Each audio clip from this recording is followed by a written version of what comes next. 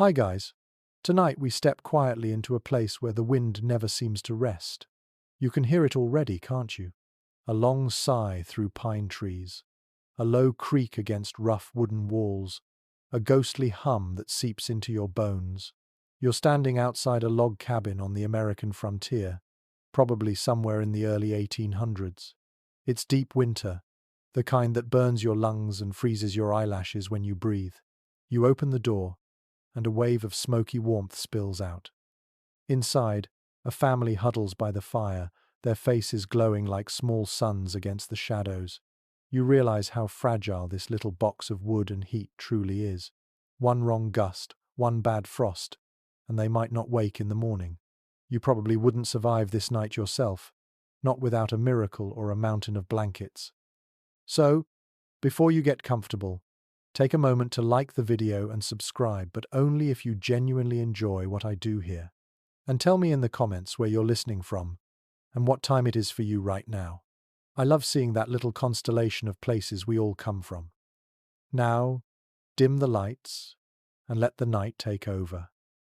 You trudge through the snow toward that cabin door again, the ground crunching beneath your boots. The air feels sharp, almost alive. In the distance, a wolf howls, and the echo rolls over the hills like slow thunder. You imagine what it was like for early pioneers who came here with wagons and faith, but very little else. No central heating, no insulation, no electric lights humming quietly in the background. Just wood, sweat, and the will to make it until spring. The cabin itself is small, barely 12 feet across. The walls are built from rough-hewn logs, notched and stacked, sealed with a strange mixture of mud, clay, moss, and hope. The fire flickers inside, throwing uneven shadows that dance across the rough timber. You step closer and can almost feel the warmth pulling you forward. Someone inside is stirring a pot, and the smell of cornmeal mush mixes with wood smoke and damp wool. Every surface tells a story. The table is scarred and hand-carved, the chairs uneven. The air tastes faintly of ash. Outside, frost glitters on the window panes like silver lace. You think of your own bed back home, soft, clean sheets, the low hum of the heater, a cup of tea waiting by the bedside, and you realize how absurdly luxurious it all is. These people slept through nights that would kill most of us within hours. The mainstream historical fact is this. Many early pioneers built single-room log cabins that measured barely more than a few steps in any direction. Families often included several children, sometimes even hired hands or visiting neighbors, all sleeping in the same room. The fire had to be kept alive through the night, or frost would creep in and cling to their blankets. In some parts of the Appalachian frontier, temperatures dropped low enough to freeze ink in the inkwells and milk in the pails beside the bed. You pause to listen to the small sounds inside the cabin, the popping of sap in the firewood, the sigh of logs as they settle in their place, the quiet breathing of someone already asleep in the corner. The pioneers didn't think much about comfort. Survival was comfort enough. They measured warmth by whether your fingers could move in the morning. A quirky little fact slips in here too. Some settlers, short on iron pots or proper chimneys, used a hollowed-out log as a fire basin inside the cabin. They filled it with glowing coals and covered it with sand to radiate heat slowly through the night. Others used heated stones wrapped in cloth to tuck at their feet, a kind of rustic hot water bottle. A few even burned dried animal dung when wood was scarce. It didn't smell wonderful, but the warmth was real. You can feel the texture of their struggle just by picturing it. Imagine lying under a pile of coarse wool blankets, hearing the creak of the roof under snow, and the distant cracking of trees as the cold tightens them. The darkness is total, except for that orange heartbeat of firelight on the wall. You shift under your covers, maybe with someone's cold feet pressed against yours for warmth. You breathe through your nose because your mouth is too dry from the smoke, and yet, somehow, you sleep. Historians still argue whether life in these cabins was as bleak as diaries make it sound. Some believe the constant physical work of frontier life kept people so exhausted that they slept deeply, despite the cold. Others suggest many never truly rested, that winter nights were long battles against frostbite and fear. The truth probably lies somewhere between the two. Hardship and adaptation, side by side, like the logs in those walls. Your eyes drift across the room. The fire flares once, showing the shapes of tools hanging on the wall, an axe, a musket, a handmade broom. Everything has a purpose. Nothing is ornamental. A single candle burns on the table, its light trembling in the draught from the door. A dog curled near the hearth opens one lazy eye as you move. You can almost feel the warmth on your own skin, faint but precious, as if borrowed from centuries past. Outside, the world keeps freezing. Snow gathers on the roof, icicles form on the eaves, and the wind keeps hunting for a way in. But inside, humanity persists. A child stirs in her sleep. The father pokes at the fire with a stick, muttering softly. The mother sighs, pulling the quilt higher over their bodies. In this tiny wooden shell in the endless cold, they've created a fragile island of heat, light, and life. That, more than anything, is what survival looked like. You close your eyes for a moment and listen to that silence between the crackles. The cabin breathes like a living creature, expanding and settling, the wood whispering under its own tension. The wind outside howls again, but this time it sounds far away. You can almost believe the walls are strong enough to hold it back. That's how the pioneers began every winter night, by building a fortress of warmth one ember at a time, hoping it would last till dawn. You wake before sunrise, and the world is silent except for the slow, steady drip of melting frost near the hearth. The cabin smells like smoke, damp wood, and faint animal musk. Your breath curls in front of your face like mist. For a moment you think you are outside, until you realize that even inside these log walls, the cold still finds its way in. You pull the blanket tighter and glance around the room. Everyone else is still asleep, cocooned beneath layers of wool and patched linen. The fire has burned down to embers, glowing like buried rubies.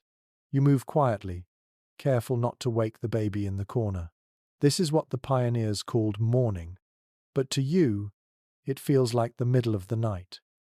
Outside, a pale light leaks through the cracks. You decide to step out for firewood, and the shock of cold air hits you like a blow. The world is white and brittle. Your boots crunch into snow that squeaks with each step.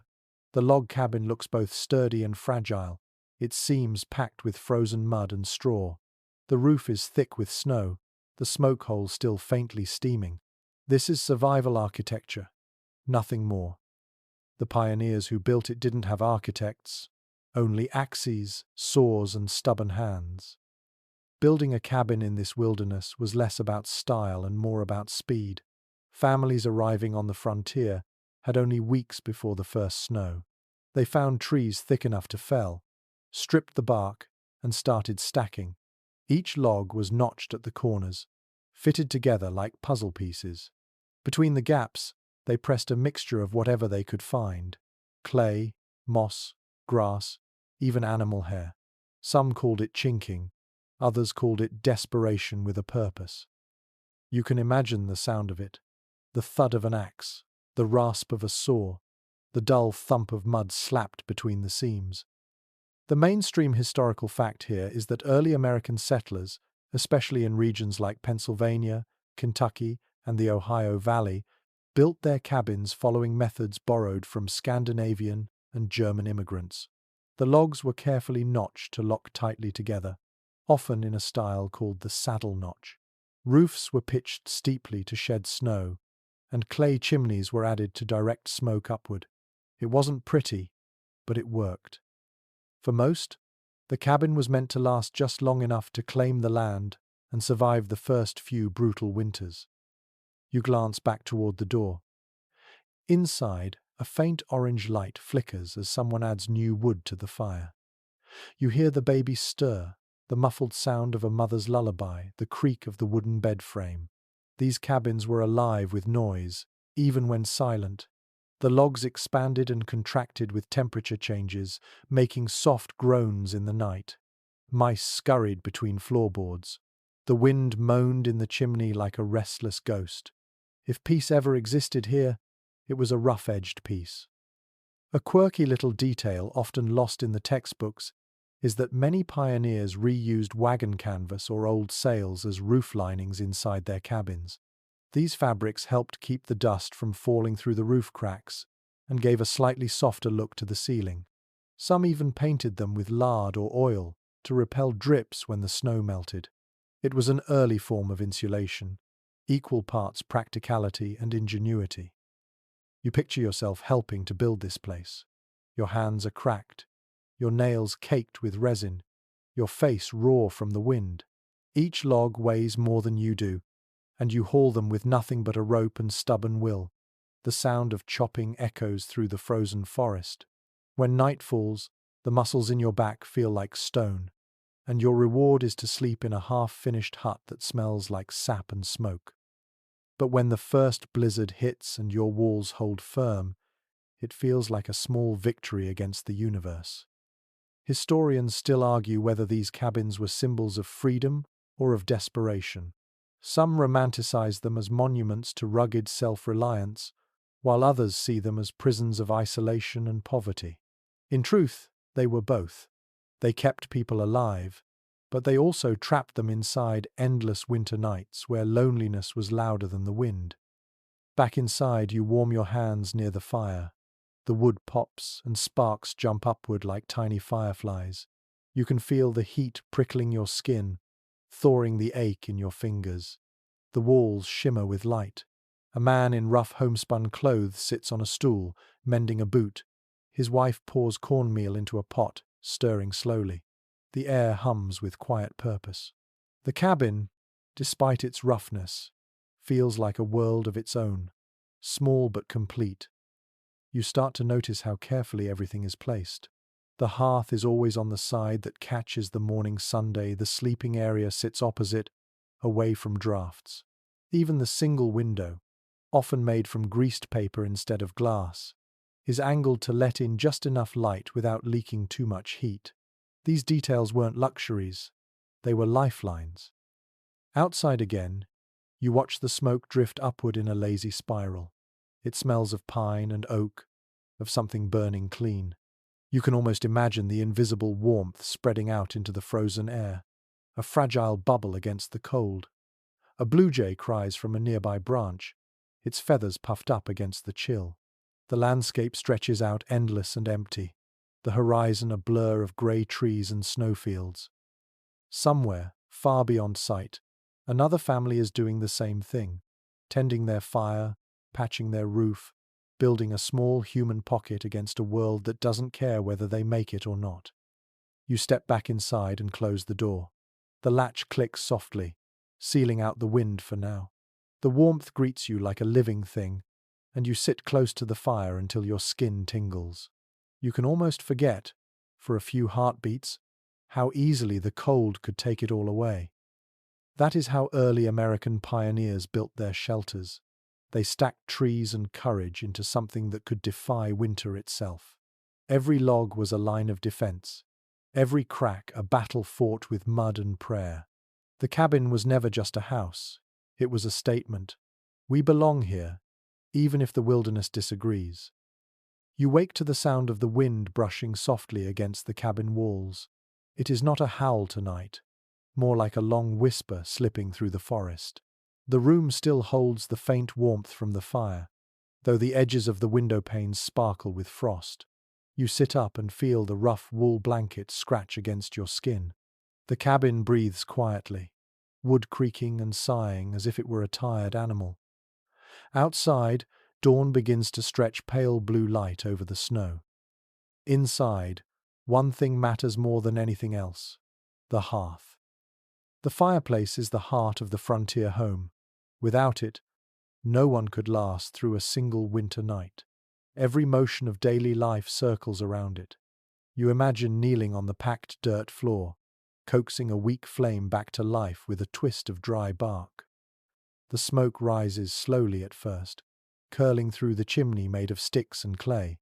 When it finally catches, the small fire crackles with a sigh of relief, filling the room with that sharp, earthy scent of burning pine.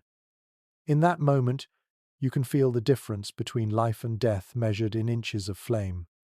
According to period records, most settlers built their chimneys from mud and wattle before they could afford brick. These early chimneys were often lined with stones or sticks smeared with clay. If the mixture cracked or froze, sparks could slip through and set the roof ablaze. Still, the fireplace served as kitchen, furnace, and furnace of courage all at once. Some pioneers even kept their newborns in wooden boxes near the hearth during harsh nights, so the heat could reach them first. One curious detail from frontier households was the way they banked fires at night. Instead of letting the flames die out, families covered the embers with ashes, trapping enough heat to restart the fire at dawn without striking new flint. Children were often warned never to disturb those grey mounds, as a single puff of breath could ruin the entire night's warmth. Others took pride in claiming their hearths never truly went cold all winter long, a kind of quiet competition between neighbours who understood what endurance really meant. You crouch closer to the fire, feeling the uneven heat on your face. Sparks leap and settle like golden snow. The kettle hums gently on the hook, a soft lullaby of boiling water. The smell of corn mush fills the air, faintly sweet and comforting. You can imagine the family gathering here, rubbing their hands, sipping hot cider, letting the warmth soak into their bones after a day of cutting wood or hauling water through the snow. The light flickers over their faces, making them look older, wiser, and endlessly tired. Researchers continue to question how effective these open hearths really were at heating an entire cabin. Some claim that most of the heat escaped straight up the chimney, leaving only a few feet of true warmth near the fire. Others point out that the radiant heat, combined with the small size of the room and the thick log walls, could make the space surprisingly cozy. Perhaps it depended on the skill of the builder or the luck of the weather. No two cabins were ever quite the same. You sit back and let the warmth settle over you. The firelight reveals the uneven texture of the logs, each one carved by hand. Above the hearth, a few iron pots hang from a wooden crane that can swing in and out of the flames. The stones at the base are blackened with years of smoke, but they hold their heat long after the fire dies down. On the mantel sits a row of simple treasures: a clay pipe, a tin mug, a cracked Bible, a sprig of dried herbs tied with twine. These were not decorations. They were talismans against the cold, small reminders that people could still hold beauty in a place ruled by frost. Outside, the world stays frozen, but inside, you hear life unfold in soft rhythms. Someone hums a hymn while brushing ashes from the hearth. A child stirs the pot, scraping the bottom for browned bits. The dog shakes itself awake and pads over to the door. Every movement revolves around this glowing center. The fireplace isn't only warmth, it's community, rhythm, and reassurance that morning has arrived again. One surviving journal from an Ohio settler describes how neighbors could identify each household at night by the shape of its chimney smoke. Each plume rose differently depending on the kind of wood burned and how the hearth was built. On clear nights, the hills shimmered with faint trails of smoke drifting into the stars, like lanterns for the lonely. You imagine standing outside your own cabin, breath steaming, looking across the valley at those thin grey ribbons. Every one of them meant another family alive, another fire still breathing in the dark. There's a beauty in that image that still lingers centuries later. The crackle of flame, the scent of charred pine, the golden shimmer against rough-hewn wood. You can almost hear the quiet laughter of a family sharing a meal, the low murmur of a story passed around the hearth like a secret. These moments were fragile, yet somehow eternal. The pioneers built more than shelter. They built a circle of light in a sea of winter. And when they finally drifted off to sleep beside that flickering glow, they knew it might be the only warmth the world would ever offer them. The morning fades into a grey afternoon, and the wind outside thickens with new snow. You step closer to the cabin wall and run your hand along the seams between the logs. They are rough, uneven, cold to the touch. Here, in these narrow lines, lies the difference between warmth and frostbite. Every pioneer learned that lesson quickly. The secret was in the sealing, a process that turned a pile of trees into a living shelter. It was not glamorous. It was muddy, messy, and slow, but it kept people alive when the temperature dropped low enough to freeze water inside a cup. Contemporary accounts describe how settlers filled the spaces between logs with anything that might stop a draft. They used clay, dirt, moss, grass, and even ashes from the fireplace mixed with water. This patchwork mixture was known as chinking. When it dried, it hardened into something resembling primitive cement. Over that, they stuffed a second layer of softer material called daubing to help keep the cracks flexible. The process had to be repeated every year as the wood shifted with heat and cold. You imagine a family crouched outside, bare hands red from the chill, packing handfuls of sticky mud into the seams while the wind threatened to undo it all. One forgotten custom involved using animal hair or even horse manure to strengthen the clay. It sounds unpleasant, but it worked. The fibers acted like binding threads, keeping the mixture from crumbling when the logs expanded. Some settlers even mixed crushed seashells or wood ash for extra durability. The smell lingered for days, but the result was a cabin that could stand against a blizzard. You can almost hear the squelch of the mixture as they pressed it into place, the faint rhythm of survival echoing in every motion. The texture of the cabin changes as you notice the small details. The logs have aged to a dark bronze, glossy where hands have brushed them over the years. In the corners, cobwebs hang like silver threads, catching sparks of firelight. You lean close and see frost creeping slowly along the inner cracks, curling into delicate crystals. The cold always finds a way in, no matter how well you patch. But each layer of mud, moss, and effort tells the same story: persistence. Surviving diaries reveal that chinking was often a family affair. Children gathered moss from nearby trees, mothers stirred clay in wooden tubs, and fathers climbed ladders to seal the upper gaps. It became a ritual of sorts, part of the endless preparation before winter. Those who delayed too long paid the price in sleepless nights and frozen toes. One settler wrote that you could tell which cabins were well sealed by the sound of their walls. Tight walls made a low hum in the wind. Loose ones rattled like teeth in the cold. There's ongoing debate among social historians about how effective these makeshift insulators truly were. Some argue that the thermal mass of the logs themselves did most of the work, while the chinking added little. Others insist that those humble seams made the difference between frost creeping inside or staying out. Perhaps the truth is that every small effort mattered. When you live surrounded by cold, even a handful of moss can feel heroic. You step back and imagine the pioneers working in silence, their breath visible in the air. Each handful of clay was another gesture of defiance, a promise to outlast the season. The smell of wet earth mixed with smoke and sweat must have filled every breath.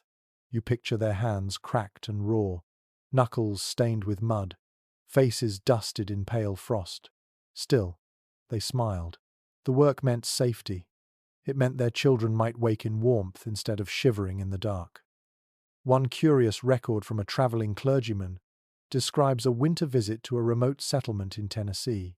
He wrote that the cabins appeared mud-blooded, like beasts of earth, yet full of warmth and light within. He marveled at how something so crude could glow so softly at night. That strange beauty still lingers in your mind, a structure that looked half-born from the ground, breathing smoke into a pale winter sky, its walls patched with mud and faith. Inside, the family finishes their daily chores. The mother wipes the walls near the hearth with a damp cloth to keep soot from settling too thick. The father tests the corners, pressing his fingers against the seams to check for drafts. A faint whistle from one side tells him where the next patch will go. They move together like dancers who know the steps by heart, rehearsing the same motions their parents once did. You can almost feel the rhythm in their lives, every action designed around warmth. The wind rises again, brushing the cabin like a restless hand. Snowflakes slide through the air, whispering against the window. The walls creak but hold firm. You take a deep breath and catch the scent of wet earth mixed with smoke. It is the smell of protection, of effort turned into safety. The cold may be endless, but for now the fire burns and the walls stand. You close your eyes and listen to the crackle inside and the wind outside, two ancient sounds locked in a quiet struggle. The pioneers learned to live between them, holding on to warmth one handful of clay at a time. The night deepens, and the snow outside falls heavier now, each flake a soft whisper against the roof. You sit beside the fire, staring at the rough outline of a bed in the corner. It is simple, almost primitive.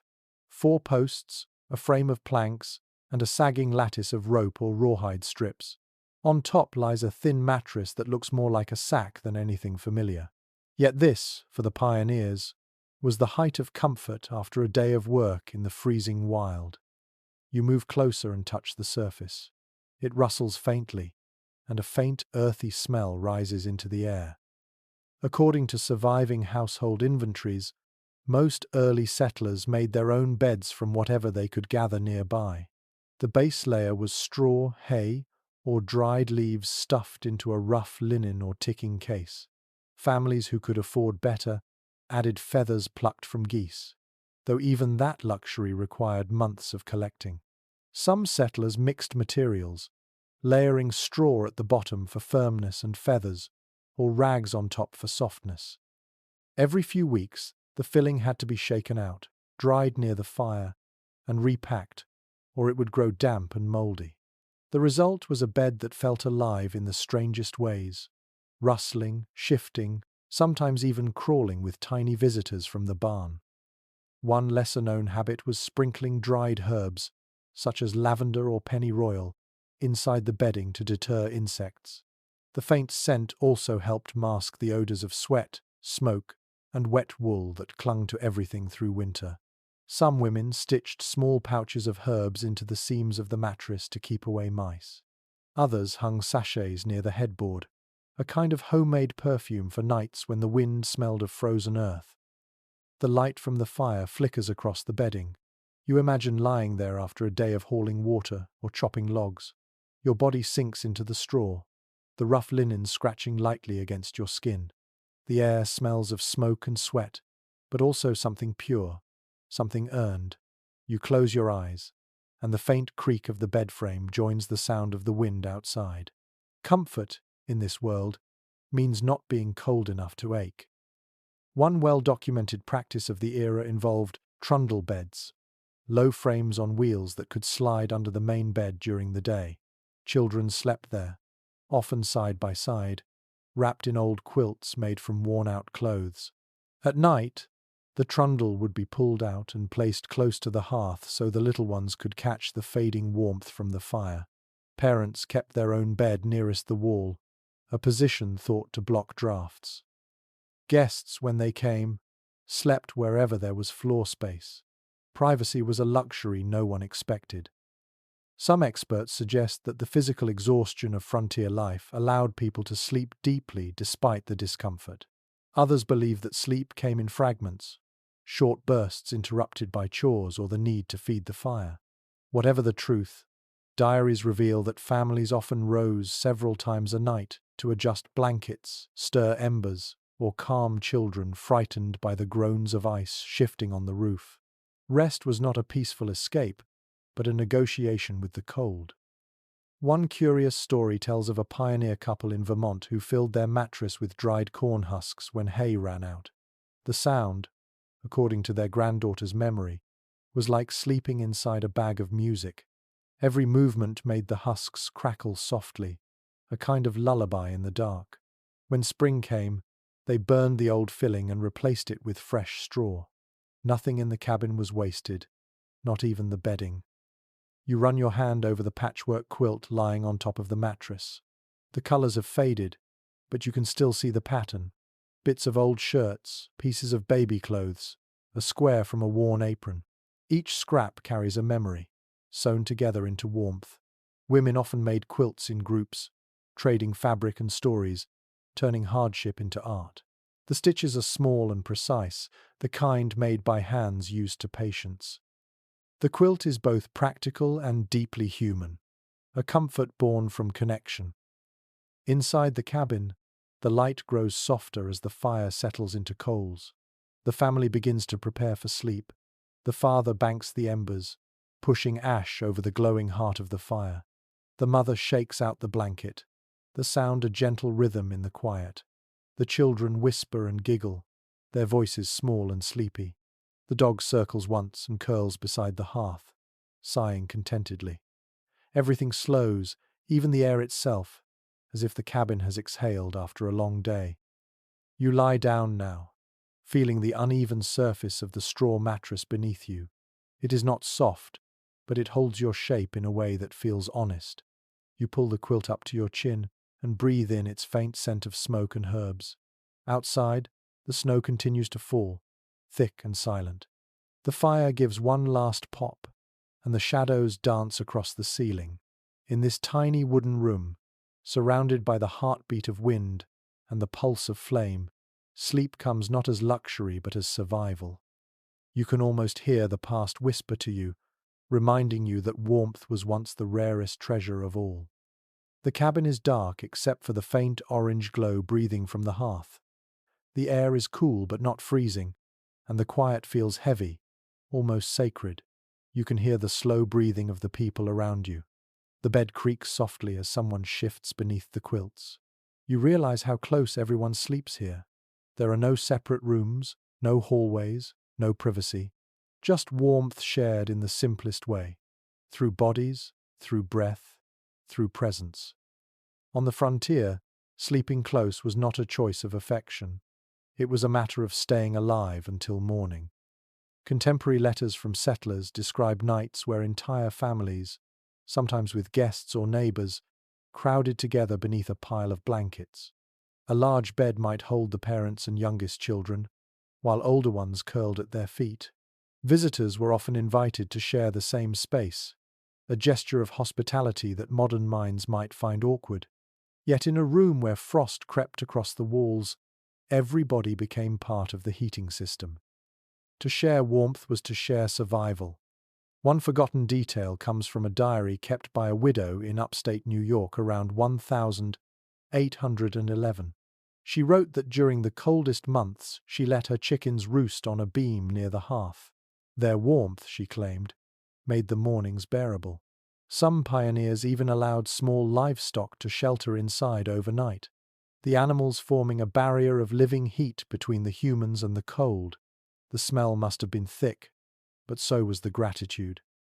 You pull your own blanket tighter, just imagining it.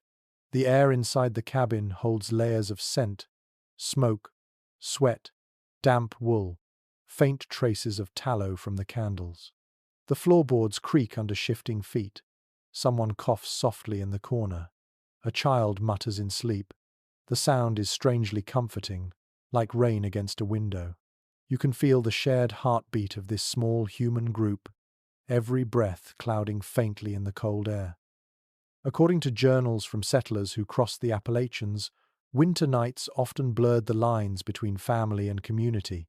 When travelers knocked at the door after dark, they were almost always invited in, no matter how little space remained. Turning someone away into the snow was nearly unthinkable. Beds were rearranged, straw was spread on the floor, and everyone found a place to rest. The warmth of the group became its own kind of safety net, a fragile web of shared humanity stretched thin across the wilderness. Some experts suggest that this habit of communal sleeping built a deep sense of trust among frontier families. Others point out that it caused tension, as privacy vanished and exhaustion magnified small irritations. The truth likely rested somewhere in between. Nights inside the cabin were both intimate and claustrophobic, filled with the small sounds of bodies shifting in the dark. A sneeze, a snore, a whispered prayer. Yet beneath it all, a strange peace lingered, the peace of people who had no one but each other. One curious account tells of travelers snowed in for weeks with a family they had never met before. They shared the same straw bedding, ate from the same pot, and took turns tending the fire. When spring finally came, they described the experience not as hardship but as the longest sleepover heaven ever allowed. It seems warmth could make even strangers feel like kin. You picture the moment before everyone settles fully into rest. The fire is low, casting long, slow-moving shadows across the logs. The father adjusts the quilt at the edges of the bed to keep the cold from creeping in. The mother hums a tune, a soft melody that mingles with the crackle of the fire. The children are already half asleep, their faces slack and peaceful in the dim light. The air hums with quiet life, and even the draft near the door seems to pause, as if unwilling to break the spell. Researchers continue to debate whether this constant togetherness fostered stronger family bonds or made emotional distance inevitable. Some believe that sharing space so closely nurtured empathy and tenderness, while others suggest that people learned to build invisible walls in their minds to cope with the lack of solitude. The written records give glimpses of both outcomes. You can almost feel it, that tension between connection and confinement woven into the darkness of every winter night. You lie still and imagine yourself in that bed, pressed shoulder to shoulder with others. The warmth spreads slowly, like water soaking through cloth. It is uneven, imperfect, but it keeps you alive. You listen to the breathing, the fire, the wind. The world outside is enormous, frozen, and indifferent. Yet inside this small space, life pulses quietly, fragile, and determined. You think about how much meaning a single degree of warmth once held. Here, love is measured not in words, but in shared blankets and the gentle exchange of breath. The night deepens, and the fire flickers again, a final heartbeat of light before sleep takes everyone together. Morning creeps back with a dim grey light, the kind that makes it hard to tell whether the sun has truly risen. You can hear a sound outside, steady and familiar, the dull thud of an axe splitting wood. The rhythm carries through the cold air like a drumbeat of survival. Every log chopped means another few hours of warmth, another night held back from the edge of frost. Inside the cabin, smoke drifts lazily upward, and the faint smell of resin clings to your clothes. Firewood is the lifeblood of this world, more precious than coins, more valuable than gold. Surviving ledgers from trading posts reveal that settlers often measured their wealth in cords of wood stacked neatly outside the cabin. A cord, roughly 4 feet high and 8 feet long, could burn for days if rationed carefully. Families spent much of autumn gathering and splitting trees, hauling them back through the mud and snow. Oak, hickory, and maple were favorites for long-lasting heat, while pine burned bright but fast. The woodpile was not simply fuel, it was a monument to hard work, proof that the family was ready to face the coming freeze. One curious note from a farmer's diary in 1798 mentions that children were often taught to read the wood as others might read letters. They learned to tell by touch and scent whether a log was dry enough to burn, to judge the weight that meant seasoned wood. Parents would test their skill by letting them choose the next log for the fire. A wrong choice meant smoke that choked the room or a fire that died too soon. Learning this small art was as essential as learning to speak. You step outside into the brittle air. The world smells of pine and frozen earth. The woodpile stands against the wall of the cabin, each log stacked carefully to keep out moisture. A hatchet leans against a stump, its blade glinting faintly in the morning light. You lift a log and feel the weight of it, solid and cold. The bark flakes away under your glove. Inside that simple piece of wood is stored sunlight from months past, trapped and waiting to be released in the fire. According to local records from New England settlements, some families burned through as much as 20 cords of wood in a single winter. Gathering that much required entire weeks of cutting, hauling, and drying. The work began long before the first frost, usually in late summer, when the men would venture deep into the forest. They chopped fallen trees, dragged them home by mule or sled, and split them into manageable pieces. The noise of axes echoed for miles, a sound of civilization claiming a foothold against wilderness. There is an old saying from those times: a man warms himself twice with firewood, once when he cuts it and once when he burns it. You can feel the truth in that. Each swing of the axe is a spark of defiance against the cold. Your muscles burn, your breath steams, and the wood splits with a satisfying crack. Even in exhaustion there is pride. The pile grows higher, and you can almost feel the coming winter bow its head in respect. One forgotten trick among the pioneers was stacking green wood at the bottom of the pile, then topping it with seasoned logs to protect it from rain. Some even covered their stacks with slabs of bark or old canvas from wagon covers. They understood that wet wood was worse than useless. It smoked, hissed, and filled the cabin with fumes. A good woodpile was like a pantry of heat, built with precision and care. Some historians suggest that the constant labor of chopping wood shaped the rhythm of frontier life itself. Days were measured not by hours, but by how many logs one could split before sundown. Others argue that it fostered a deep respect for nature, teaching settlers that even the trees they cut deserved gratitude. Letters from the time often include blessings spoken over a fallen oak, as if thanking it for the warmth it would someday give. You carry an armful of wood back into the cabin. The warmth inside feels richer now that you've faced the cold again. You kneel and feed the fire, laying each piece carefully so it catches without smoke. The flame responds instantly, a sudden flare of gold and red licking the blackened stones. The sound is comforting, a soft crackle that fills the silence. The room brightens, and faces begin to stir in the dim light. A mother stretches near the hearth, a child rubs sleep from her eyes, and the day begins again. One traveler's account from 1817 describes visiting a cabin in the Kentucky wilderness and being struck by the neatness of the stacked wood inside. Each log was placed as if for show, he wrote, and yet everyone had a destiny in the fire. You understand what he meant. Every piece of wood represents hours of labor, hope, and planning. Each one has its turn in the flames, a moment to give its energy back to the world.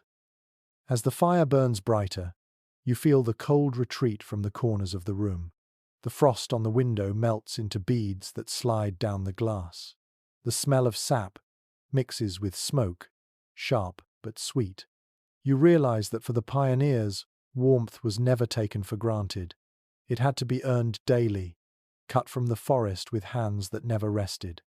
You watch the flames dance and think about the trees that once stood tall outside, now living their second life as light and heat.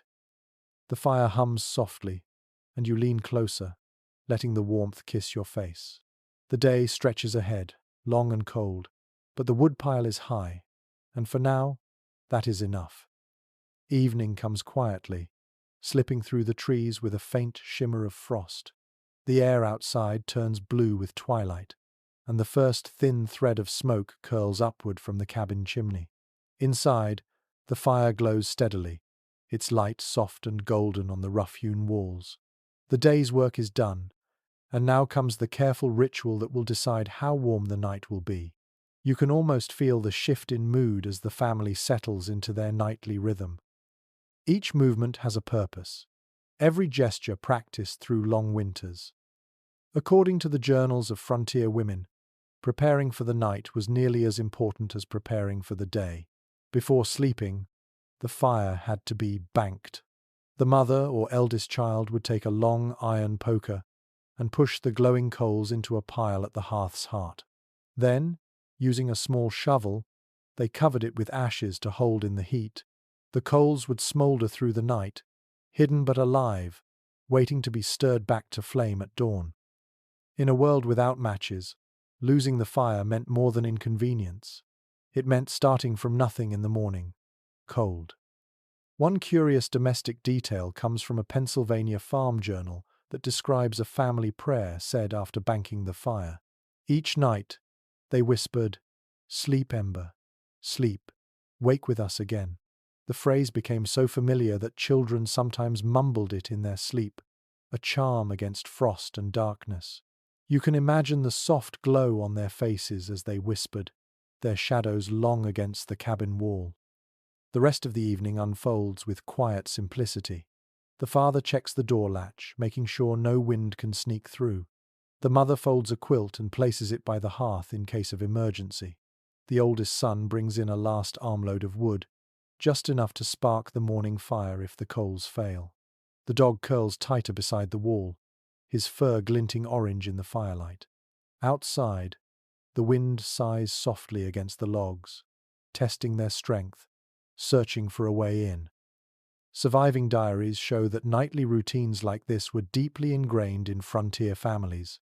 The repetition brought comfort. Even when the world outside was harsh, these small acts made the cold predictable, almost manageable. A few settlers even marked their hearths with chalk lines, tiny protective symbols meant to keep away bad luck or wandering spirits. No one quite agreed where the superstition began, but many swore it worked. Perhaps belief itself was another kind of warmth. Some scholars argue that these rituals reflected an almost sacred relationship with the fire. Others view them as pure practicality, stripped of symbolism. Yet reading the accounts, it is hard not to sense reverence. Fire was more than a tool, it was a companion. Families spoke to it, tended it, trusted it. Losing it felt like losing a member of the household. When sparks leapt unexpectedly, or the smoke shifted in a strange way, people took it as a sign. The frontier blurred the line between survival and spirituality. One letter from a young woman in 1803 describes her favorite sound in winter, the soft hiss of the hearth when wet wood met glowing coals. She called it the cabin's sigh.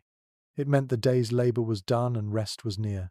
The fire, in her words, was the only star we owned indoors. You picture that image, the orange light flickering across her tired face as she wrote by its glow, her fingers stained with ash. Inside the cabin, the family finishes their preparations. The mother lifts a small pot from the hearth and pours its warm contents into wooden mugs. The smell of cider and cinnamon fills the room. The children sip slowly, their eyelids heavy. The father leans back in his chair, boots off, eyes half closed. The flames sway in gentle rhythm, reflecting in the shiny metal of the kettle and the brass buttons of his coat. Every sound is amplified. The slow crackle of sap, the faint scrape of the wind against the roof, the whisper of breath from sleeping mouths.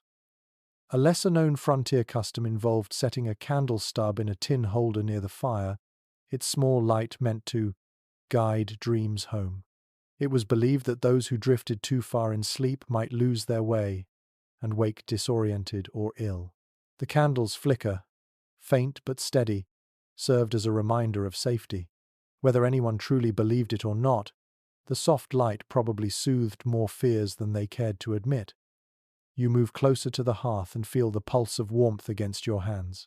The ash glows faintly, pink and gold, shifting like the heartbeat of the cabin itself. Outside, the forest sighs under the weight of snow. Inside, the walls hold the memory of countless nights just like this. The same gestures repeated, the same breath against the same cold. In this rhythm, time softens. You can almost imagine centuries collapsing into this one quiet moment. The room grows still. The fire hums softly, wrapped in its blanket of ash. You sit back and listen to the silence it creates. The world outside may be frozen, but inside, a handful of coals keep the promise of morning alive. The pioneers knew that survival was never a single act of courage. It was the slow persistence of ordinary rituals, repeated night after night until spring finally returned. You close your eyes and hear the faint echo of that whispered charm. Sleep, ember, sleep. The glow dims, the air cools, and the long winter night begins its patient watch once more. The morning arrives with the faintest touch of gold edging the snow outside. The air inside the cabin tastes of ash and warmth, a reminder that the fire survived the night. You sit up, shivering slightly, and glance toward the hearth. The ashes stir faintly, breathing like a sleeping animal. The father crouches there, his face calm and focused. With a practiced hand, he pokes the grey mound, exposing a few glowing coals beneath. A wisp of smoke rises. He adds a splinter of pine, then another, until the fire catches, and a slow, lazy flame begins to lick at the new wood. That soft crackle feels like morning music. The smell of heat and smoke fills the cabin once more, blending with the scent of something sweet bubbling in a pot. Today, the family has a small treat: warm ale flavored with molasses and nutmeg. It is a thick, brown drink that clings to the lips and glows in the belly. You lift the cup to your face and inhale its sweetness. On mornings like this, ale replaces water, which would freeze solid before noon. Few people on the frontier trusted cold water in winter anyway. Too often it carried sickness, while ale, boiled and brewed, was safer and far more comforting. According to household notes from taverns and inns of the time, most settlers brewed their own low-strength ale or cider. It was not the strong drink of European pubs, but a mild, cloudy beverage that even children could sip. The brewing helped preserve fruit and grain, and the act of heating it before drinking made it feel like a small ceremony. In a land where warmth meant survival, every swallow was a reminder of life's fragile pleasures. One forgotten winter recipe found in a New Hampshire almanac describes a mixture of ale, beaten eggs, and sugar warmed by the fire. They called it flip. A red-hot iron was plunged into the mug to froth it instantly, filling the air with a sweet, smoky scent. The writer noted that it could raise a man's spirit even when the frost nips his beard. You imagine the hiss of the iron, the sudden burst of steam, the laughter that must have followed as people took their first hot sip. The warmth spreads slowly through your chest as you drink. Outside, the light grows brighter, reflecting off the snow so fiercely it makes the window glow. You can almost feel the contrast, that delicate balance between freezing world and heated hearth. On the frontier, warmth was not just physical, it was a way of reclaiming joy. Even the smallest comfort, a cup of ale or a spoonful of stew, became an act of quiet celebration. According to one traveller's diary from 1802, hospitality on the frontier was measured by the fire and the drink offered at dawn. A cold cabin was a lonely soul, he wrote, but a warm one greeted you with bread and a mug that smoked like heaven. It was a point of pride to share warmth with others, even if it meant less wood or drink for yourself. Those who refused were whispered about as cursed with miserliness, a trait believed to invite bad luck in the harsh seasons. Some cultural historians believe that this generosity stemmed from necessity. A family could survive a cold night alone, but not an entire winter without help from neighbors. Others see it as an inherited instinct from Europe, where communal fires once burned in village squares. Either way, the warmth of the hearth became more than heat. It was a symbol of community. To sit by someone's fire was to be accepted into their world. One curious note from a letter in 1815 mentions settlers in Ohio who mixed hot ale with crushed ginger and a pinch of black pepper to ward off colds. They called it winter tonic. Doctors at the time doubted its medical value, but families swore it kept frostbite and fevers at bay.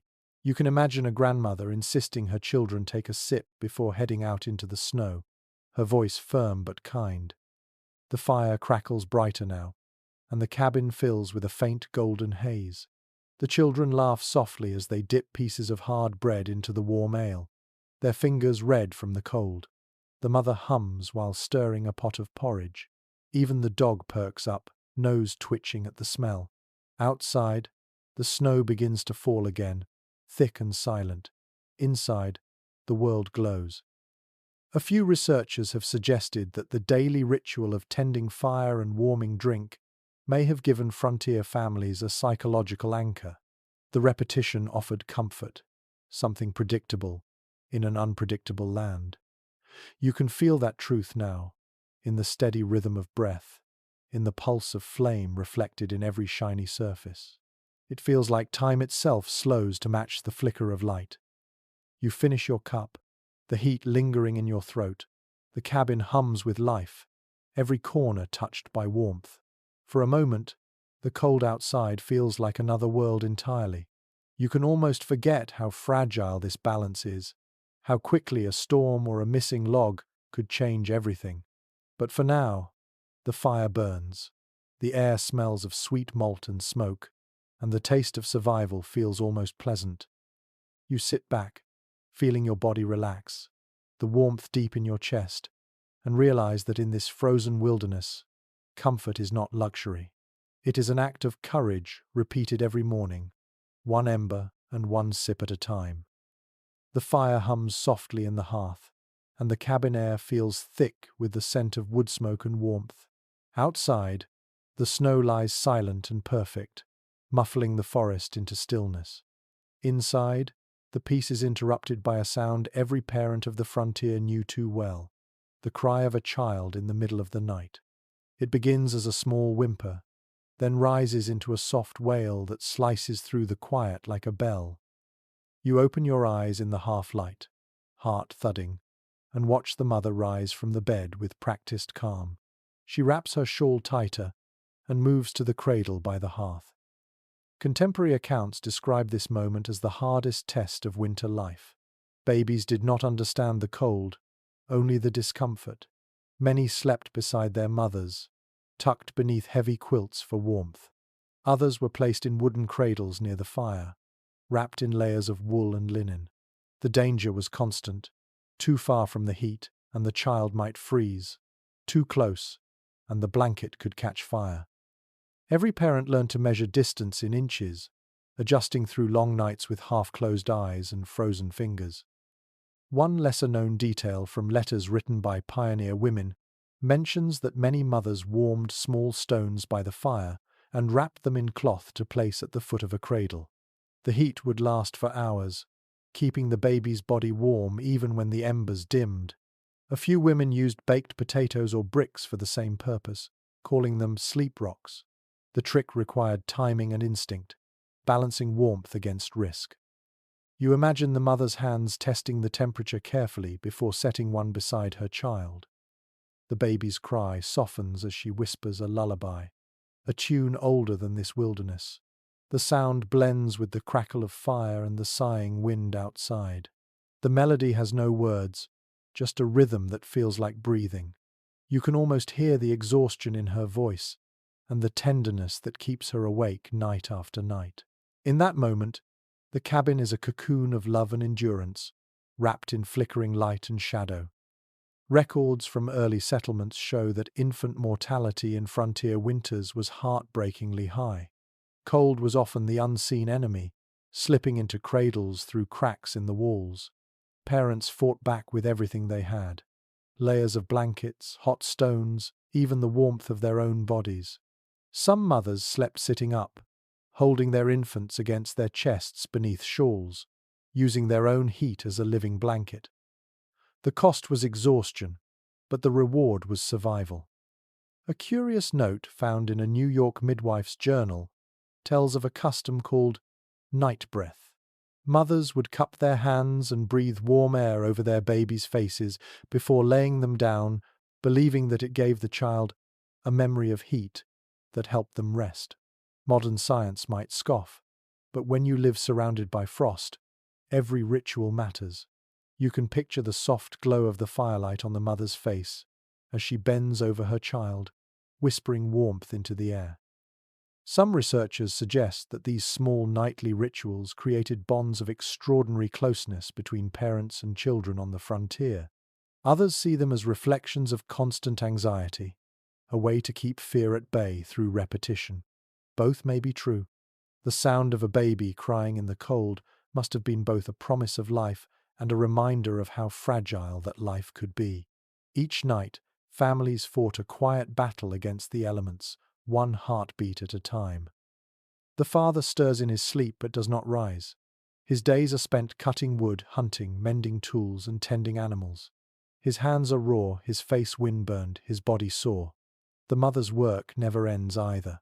By day she cooks, sews, and gathers, and by night she keeps the fire alive and the children warm. You can feel the quiet heroism of these moments, the endless endurance hidden beneath the ordinary. A surviving diary from 1812 describes one such night. The writer, a teenage girl, tells of her baby brother crying until their mother lifted him into bed beside her. He slept in her arm, his head near her heart, she wrote. By morning, the frost was on the wall, but he smiled in his sleep. You can see that image so clearly, the warmth of skin against skin, the glow of firelight across a sleeping face, and the cold world held back for one more night. The baby in the cabin finally drifts back to sleep. The mother rocks the cradle gently, her eyes half closed. The fire flickers low, painting her shadow across the wall. You listen to the sounds, the small sigh of the child, the slow breathing of the others, the faint whisper of snow sliding off the roof outside. The room smells of life, of wool and wood and milk, of humanity surviving in the simplest, most beautiful way. You lie back down and pull the blanket up, feeling a strange peace settle over you. In this place, every cry answered, every ember tended, is an act of defiance against the wilderness. The pioneers did not conquer the cold through strength alone. They met it with tenderness, with patience, with hands that refused to stop giving warmth. The night continues, slow and deep, and the mother finally closes her eyes, her child safe in the cradle beside her. The fire hums its lullaby once more, and the cabin dreams along with them. The next evening arrives with a thin silver moon hanging above the forest, its light glimmering faintly through the frost-rimmed window. Inside the cabin, the fire burns steady but low, just enough to cast a soft orange halo across the room. The air carries a mix of warmth and cold, like two invisible hands meeting in the middle. You can smell wool, pine smoke, and the faint sweetness of bread baking near the coals. The day's work is done, and the family begins its nightly routine again. But tonight you notice something different. They are deciding what to wear to bed, and the debate is more serious than you would ever expect. Letters from settlers and soldiers alike reveal that early Americans often argued about whether sleeping clothed or naked kept them warmer in winter. Some believed that wearing layers trapped body heat and kept the cold from creeping in. Others insisted that sleeping without clothes allowed the blankets to absorb and reflect heat more efficiently. In a world without reliable insulation, this question was more than preference. It was a matter of survival. Each household had its own answer, shaped by habit, superstition, and experience. One curious detail appears in a farm wife's diary from 1810. She wrote that her husband slept as the Lord made him, believing that woolen garments at night made a person sweat and freeze both. She, on the other hand, wore 2 shifts and stockings to bed and claimed to wake warmer than he did. Their friendly argument lasted through an entire winter, recorded in affectionate complaints written between notes about bread recipes and chores. You can almost hear their laughter echoing through the log walls, a spark of warmth in the frozen dark. According to surviving records from frontier tailors, most families kept one set of sleeping clothes for the entire cold season. These were not elegant garments, but layers of flannel or linen stitched by hand. Some people even slept in the same wool socks they wore outdoors, the heels darned again and again. For children, mothers often sewed long nightgowns with small hoods attached, like makeshift sleeping bags. They called them sleeping sacks. The garments kept in body heat and offered a small sense of comfort when the cold pressed close. Researchers continue to discuss whether these practices made a real difference. Some argue that the thick wool trapped sweat, which then cooled against the skin, making the sleeper colder by morning. Others point to diaries describing how the extra layers saved people from frostbite during extreme storms. Perhaps the truth depended on the individual, on the kind of blanket, or on the strength of the fire. Either way, the ritual of dressing for sleep carried an almost ceremonial air, a small negotiation between comfort and danger. One forgotten anecdote from a Kentucky homestead describes a father who insisted everyone sleep in their day clothes during a blizzard, ready to run if the roof fell or the wolves came. His daughter later recalled waking to the sound of the wind howling through the cracks and feeling reassured by the rough weight of her coat. She wrote that she dreamed of warmth in the arms of the storm. The memory stayed with her even as an old woman, proof that security often mattered more than comfort. Inside the cabin, the scene feels intimate and familiar. The mother unlaces her boots by the fire and sets them beside the hearth to dry. The father rolls up his sleeves, rubbing his hands together before slipping into a heavy wool shirt. The children tug at their stockings, giggling sleepily as they crawl under the quilts. Each movement feels deliberate, shaped by years of repetition. The room glows faintly, full of small sounds, the rustle of fabric, the creak of the bed, the quiet sigh of wood settling in the heat. You lie down and feel the coarse fabric of your own clothes against your skin. The wool itches slightly, but the warmth builds fast. The blanket feels heavier tonight, a familiar weight pressing you into the straw mattress. Outside, the wind begins to rise, whispering through the trees, brushing softly against the cabin walls. The flicker of the fire paints fleeting shadows that dance across the ceiling like slow-moving ghosts.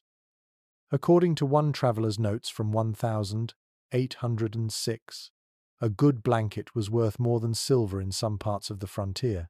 Families traded furs, tools, and even livestock for thick quilts or imported woolen covers. Women took great pride in making patchwork quilts, not just for beauty but for survival. Each layer of fabric added a little more life to the night. A family with 3 or 4 quilts was considered fortunate. You can imagine them piled high, the colors dulled by smoke and use, yet each one stitched with care. The conversation in the cabin fades to whispers. The father teases his wife about her extra layers. She laughs and tells him he will regret his pride by morning. The children are already half asleep, murmuring dreams into the dark. The fire pops, scattering tiny sparks that fade before touching the floor. You listen to the sound of breathing, of blankets rustling, of the wind testing the roof. The world feels balanced on the edge of warmth and cold, and somehow you belong to both. A scholar once suggested that these nightly routines were less about science and more about control. The pioneers could not change the weather, but they could decide how to face it. Choosing what to wear to bed was a quiet act of rebellion, a way of saying, "We will not yield." You can feel that defiance in the stillness of the room, in the weight of the quilts, in the whisper of the fire. The cabin sighs softly, and sleep settles over everyone like another layer of cloth.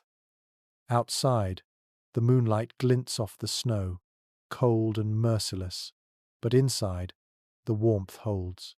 You close your eyes and drift, half dreaming, wrapped in fabric, history, and the stubborn warmth of human will.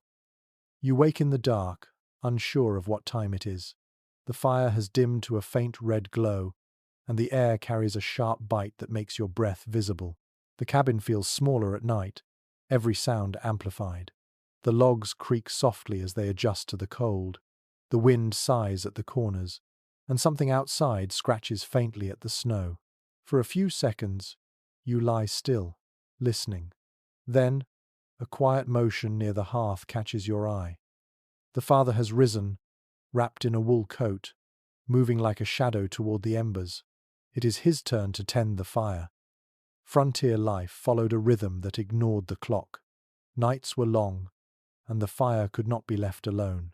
Families took turns rising every few hours to stoke the embers, add a few logs, and check the room for drafts. This was the midnight watch, a duty shared by everyone old enough to handle a poker. The person who woke for it often did so by instinct, stirred by the sudden cold creeping into the blankets. You can imagine the quiet determination of those moments, when the whole world seems to sleep except you and the whispering coals. According to notes in a settler's journal from 1809, the one who tended the fire at night was often called the keeper. Their task went beyond warmth. It was symbolic, a kind of guardianship. The writer described the hush of those hours, the sound of logs cracking softly, and the strange comfort of solitude. He wrote, "To watch the fire is to feel the breath of life itself." The line feels almost poetic, as if the act of feeding flame was a prayer. One curious detail from family letters tells that many pioneers used this quiet time to think or pray. Some mended clothes by candlelight, others whittled small toys or tools while waiting for the fire to brighten. It was the only solitude most people ever had. a thin slice of silence between the demands of day and the noise of family life. A few even used the time to write, recording the day's events in small journals, their ink thick from the chill. You watch the father crouch by the hearth. He brushes aside the ash, exposing the glowing heart beneath. His breath catches in the cold as he leans close to blow gently, coaxing the coals to life. A thin, orange tongue of flame appears, flickers, and then steadies. He adds a small log, waits, and adds another. The wood catches slowly, the sound like the soft cracking of ice. The air begins to shift, the chill retreating just a little. The glow spreads across his face, warm and golden, as if the fire itself recognizes him. According to contemporary records from fur traders and frontier posts, the watchkeeper often used this hour to step outside and check the sky. Stars were the only clock that mattered, and the brightness of Orion or the North Star told how deep into the night they were. The cold outside was brutal, yet some claimed to find beauty in it. They spoke of skies so clear that the stars seemed close enough to touch, and snow that glowed like powdered glass. It was a moment to feel both small and infinite at once. One lesser-known story tells of a woman in the Great Lakes region who claimed to hear the voices of wolves while tending the fire at night. She said their howls were like distant prayers, echoing through the trees. Whether out of fear or fascination, she always answered by tossing an extra log into the flames, as if offering the creatures her own kind of blessing. Her descendants remembered the habit generations later, calling it feeding the wild. Some historians believe the midnight watch fostered a quiet resilience among pioneers. It demanded awareness, patience, and care. Others view it as a source of exhaustion, a constant interruption in the already limited rest of frontier life. Yet reading their letters, you sense that many took pride in it. To wake and find the fire still breathing was proof that they had done something right. Each successful night was another victory against the cold. Inside the cabin, the fire burns brighter now. The light stretches across the floor, touching the rough edges of furniture, the sleeping faces of the children, the gentle rise and fall of the dog's chest. The father sits for a while, rubbing his hands near the warmth, eyes unfocused. Perhaps he is thinking of the woods he will cut tomorrow, or the fence that needs repair, or maybe nothing at all. The silence itself is enough. He leans back, closes his eyes for a moment, then stands and pulls the quilt tighter around the cradle. The sound of the fire fills the space like a heartbeat. You can hear the slow rhythm of the flames licking the wood, the low sigh of heat moving through the room. Outside, the wind presses against the walls, defeated for now. The man stretches once, then slips quietly back into bed beside his wife. Within moments, the steady rhythm of their breathing joins the hush of the cabin. The light flickers and steadies, and the house settles into warmth again. A scholar once remarked that the pioneers lived by firelight and died by it too. The phrase lingers as you listen to the soft crackle of the embers. In this frozen world, the fire is both comfort and companion, fragile and eternal. To wake in the night and tend it is not just duty, it is connection, an unbroken chain of care stretching through centuries. The cabin sighs, the flames pulse softly, and the long night continues, watched over by a single patient soul who refuses to let the warmth die. By the time daylight filters through the cracks of the cabin walls, the air smells faintly of wood smoke and bread. The family begins to stir, stretching and blinking in the pale light. The fire burns low but steady, and the coals glow like buried treasure. You hear the soft rustle of fabric, the creak of bed frames, and the shuffling of boots across the floor. Then, a sound breaks the rhythm of morning. A knock at the door. It is slow, hesitant, muffled by the snow outside. The father rises, his breath forming clouds in the cold air, and lifts the latch. A stranger stands there, wrapped in a heavy coat dusted with frost. Frontier diaries are full of such moments. Travelers often appeared without warning, seeking food, shelter, or simply a night's warmth. Hospitality was not just a virtue, it was a rule of survival. To refuse a traveler could mean condemning them to death in the frozen wilderness, and few pioneers could bear that thought. Every knock carried both risk and obligation, for the visitor might be friend, messenger, or danger. Yet doors still opened, fires still shared, and beds still rearranged to make room for one more. According to entries from an Illinois settler's journal in 1821, a family's reputation in winter was built on how they treated travelers. "A warm hearth makes a warm name," he wrote, noting that those who shared what little they had were remembered for generations. Guests were fed first, seated nearest the fire, and given the softest spot on the bed or floor. Even when supplies ran low, a cup of hot broth or cider was offered as a sign of humanity. You can feel the weight of that tradition, the simple act of kindness against the cold. One curious practice, recorded in rural New England, involved using a phrase instead of a formal invitation. When a traveler arrived, the host would say, "Come warm yourself." It meant more than comfort. It was a promise of safety. The fire, food, and bed were all included in those 3 words. In return, guests often brought small gifts, a pinch of salt, a few matches, or a story from the road. In a land where isolation was constant, a story could be as precious as gold. The father steps aside and lets the stranger in. The man's face is red from the wind, his eyelashes dusted with frost. He removes his hat and nods a silent thank you. The room fills with the sound of snow melting from his coat, dripping softly onto the floorboards. The mother hands him a mug of hot cider, and his shaking hands cradle it like something holy. Steam rises, curling through the cold air. The children watch from the bed, eyes wide, both curious and cautious. The family dog lifts its head, sniffing before curling back down by the hearth. Contemporary letters from travelers describe the profound relief of entering a warm cabin after days in the wilderness. One man wrote, "To step through that door was to step from death into life." The frontier was not kind to those who traveled alone. Frozen rivers, sudden storms, and wild animals claimed countless lives each winter. Yet within the humble walls of a cabin, strangers became kin for a night. You can sense the quiet gratitude in the air, the wordless understanding between host and guest. A lesser-known custom mentioned in oral histories involved giving the visitor the fireside of the bed, the place closest to the hearth. Families would crowd toward the wall, sacrificing their own comfort so the newcomer could thaw out. Sometimes, if space was too tight, people slept sitting up, shoulders touching, blankets shared among all. Privacy did not exist, but generosity did. The firelight turned strangers into a single circle of warmth. Some historians have debated whether this hospitality was purely moral or rooted in practical necessity.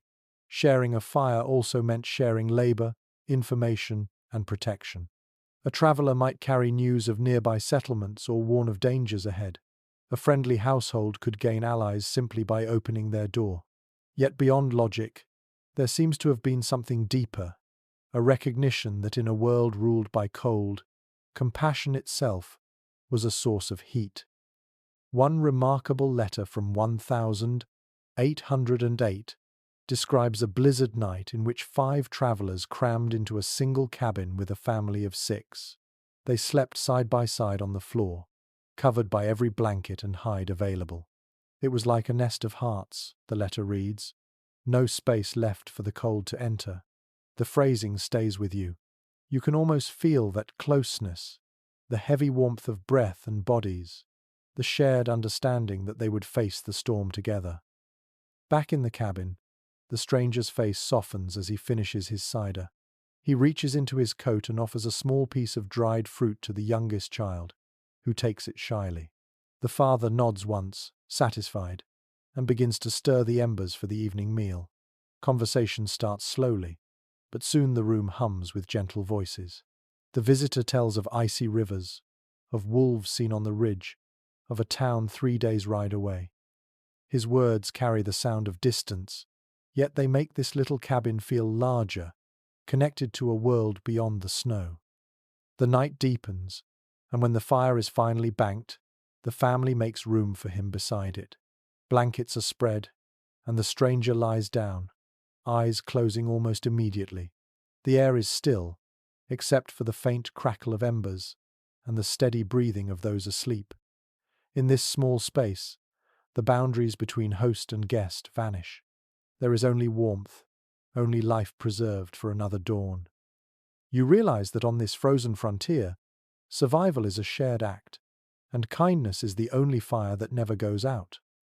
The snow outside glows blue in the pale morning light. Inside, the air feels warmer, softer, filled with the smell of smoke, boiled cornmeal, and wool. The stranger who came in last night is gone, leaving only a faint trail of footprints leading toward the woods. The father watches through the window for a moment before turning back to the fire. Life in the cabin moves on, quiet and steady. The mother has already started her work, her hands moving quickly, spinning wool on a small wooden wheel near the hearth. The rhythmic whir fills the room like a lullaby. According to the journals of frontier women, winter days were their hardest and most productive time. When fields froze and animals huddled in barns, the work moved indoors. Women mended clothes, spun yarn, and sewed quilts until their fingers ached. Each thread meant warmth, each stitch a small act of love disguised as labor. Clothing could not be bought easily, and new fabric was a luxury reserved for townsfolk. Everything here had to be made from what was on hand: sheep's wool, flax, scraps of linen or fur. The rhythm of survival was measured by the turn of a spindle and the sound of a needle-piercing cloth. One remarkable account from a settler's wife in Ohio describes her winter routine in detail. "I spin from dawn until I can no longer see my hands," she wrote, "and pray that the children's stockings last through March." She listed every item made that season: shirts, mittens, quilts, and patched trousers. There was pride in her exhaustion. The act of creation gave her control over a world that often felt uncontrollable. You can almost picture her sitting in the golden light of the fire, surrounded by curls of wool and scraps of cloth, her face illuminated by the quiet determination of necessity. A curious domestic custom mentioned in oral histories involves using old clothing to reinforce windows and doors. Women would cut strips from worn-out garments and stuff them into cracks, or nail whole sleeves across gaps where the wind slipped in. Children sometimes wore their fathers' coats at night, the sleeves dragging behind them like cloaks. Nothing was wasted. When a blanket tore, it became a quilt. When a quilt frayed, it became padding for shoes. When even that wore out, it was burned for fuel. Waste was a sin against the cold. According to trade records from early settlements, sewing needles were among the most prized possessions in a frontier household. A good needle could last for years if cleaned and kept dry. Women sometimes shared them among neighbors, passing them around like sacred tools. When one broke, it was buried near the hearth, a gesture of respect that carried echoes of old European traditions. You can imagine the quiet moment when a needle snapped mid-stitch, and the seamstress sighed before carefully placing it aside. Her work briefly paused but never stopped. One forgotten detail from the letters of a preacher's wife describes how women gathered in small groups during winter, carrying their spinning wheels from cabin to cabin. They called it a spinning frolic. These gatherings were part labor, part fellowship, and part rebellion against isolation. The women sang softly while working, their voices blending with the hum of the wheels. Sometimes a neighbor's husband would play the fiddle, filling the room with warmth that even the fire could not match. You can hear that sound now if you listen closely: the steady whir of spinning, the soft laughter, the rhythmic tapping of feet against the wooden floor. Scholars have often noted that such gatherings served as emotional anchors for women who rarely left their homes. The constant work of survival left little space for leisure, yet these moments of shared labor created small pockets of joy. It was through these gatherings that news spread, that babies were planned for, and that grief was soothed. A spool of thread became a bridge between lives. The mother in this cabin hums a tune as she works. Her hands are quick and sure, pulling the wool into thin, silvery strands before feeding it to the spindle. The thread tightens with a soft sigh. Beside her, the children cut scraps of fabric for patchwork, The oldest daughter is already learning to sew straight lines, her tongue peeking from the corner of her mouth as she concentrates. The father mends a harness near the fire, his big hands moving carefully, the leather creaking with each pull of the thread. The dog sleeps, tail twitching. The whole cabin hums with quiet purpose. One small artifact from a museum in Kentucky displays a child's quilt from 1820 stitched with initials and tiny symbols, hearts, leaves and stars. The label explains that such symbols often carried wishes for protection and endurance. The hearts meant love, the leaves meant renewal, the stars guidance. These pieces of fabric were not just blankets, but stories sewn in thread.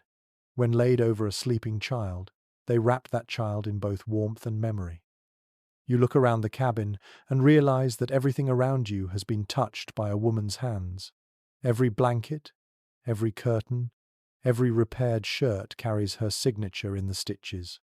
Her labor fills the air like an invisible weave, binding the family together.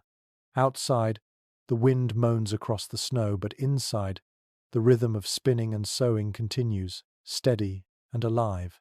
The thread stretches from her hands into the fabric of the room, connecting past to present, hardship to hope. The wheel spins, the fire glows, and time moves in gentle circles, warm against the cold that presses at the door. The wind outside carries the scent of pine and snow. The cabin walls groan quietly under the cold.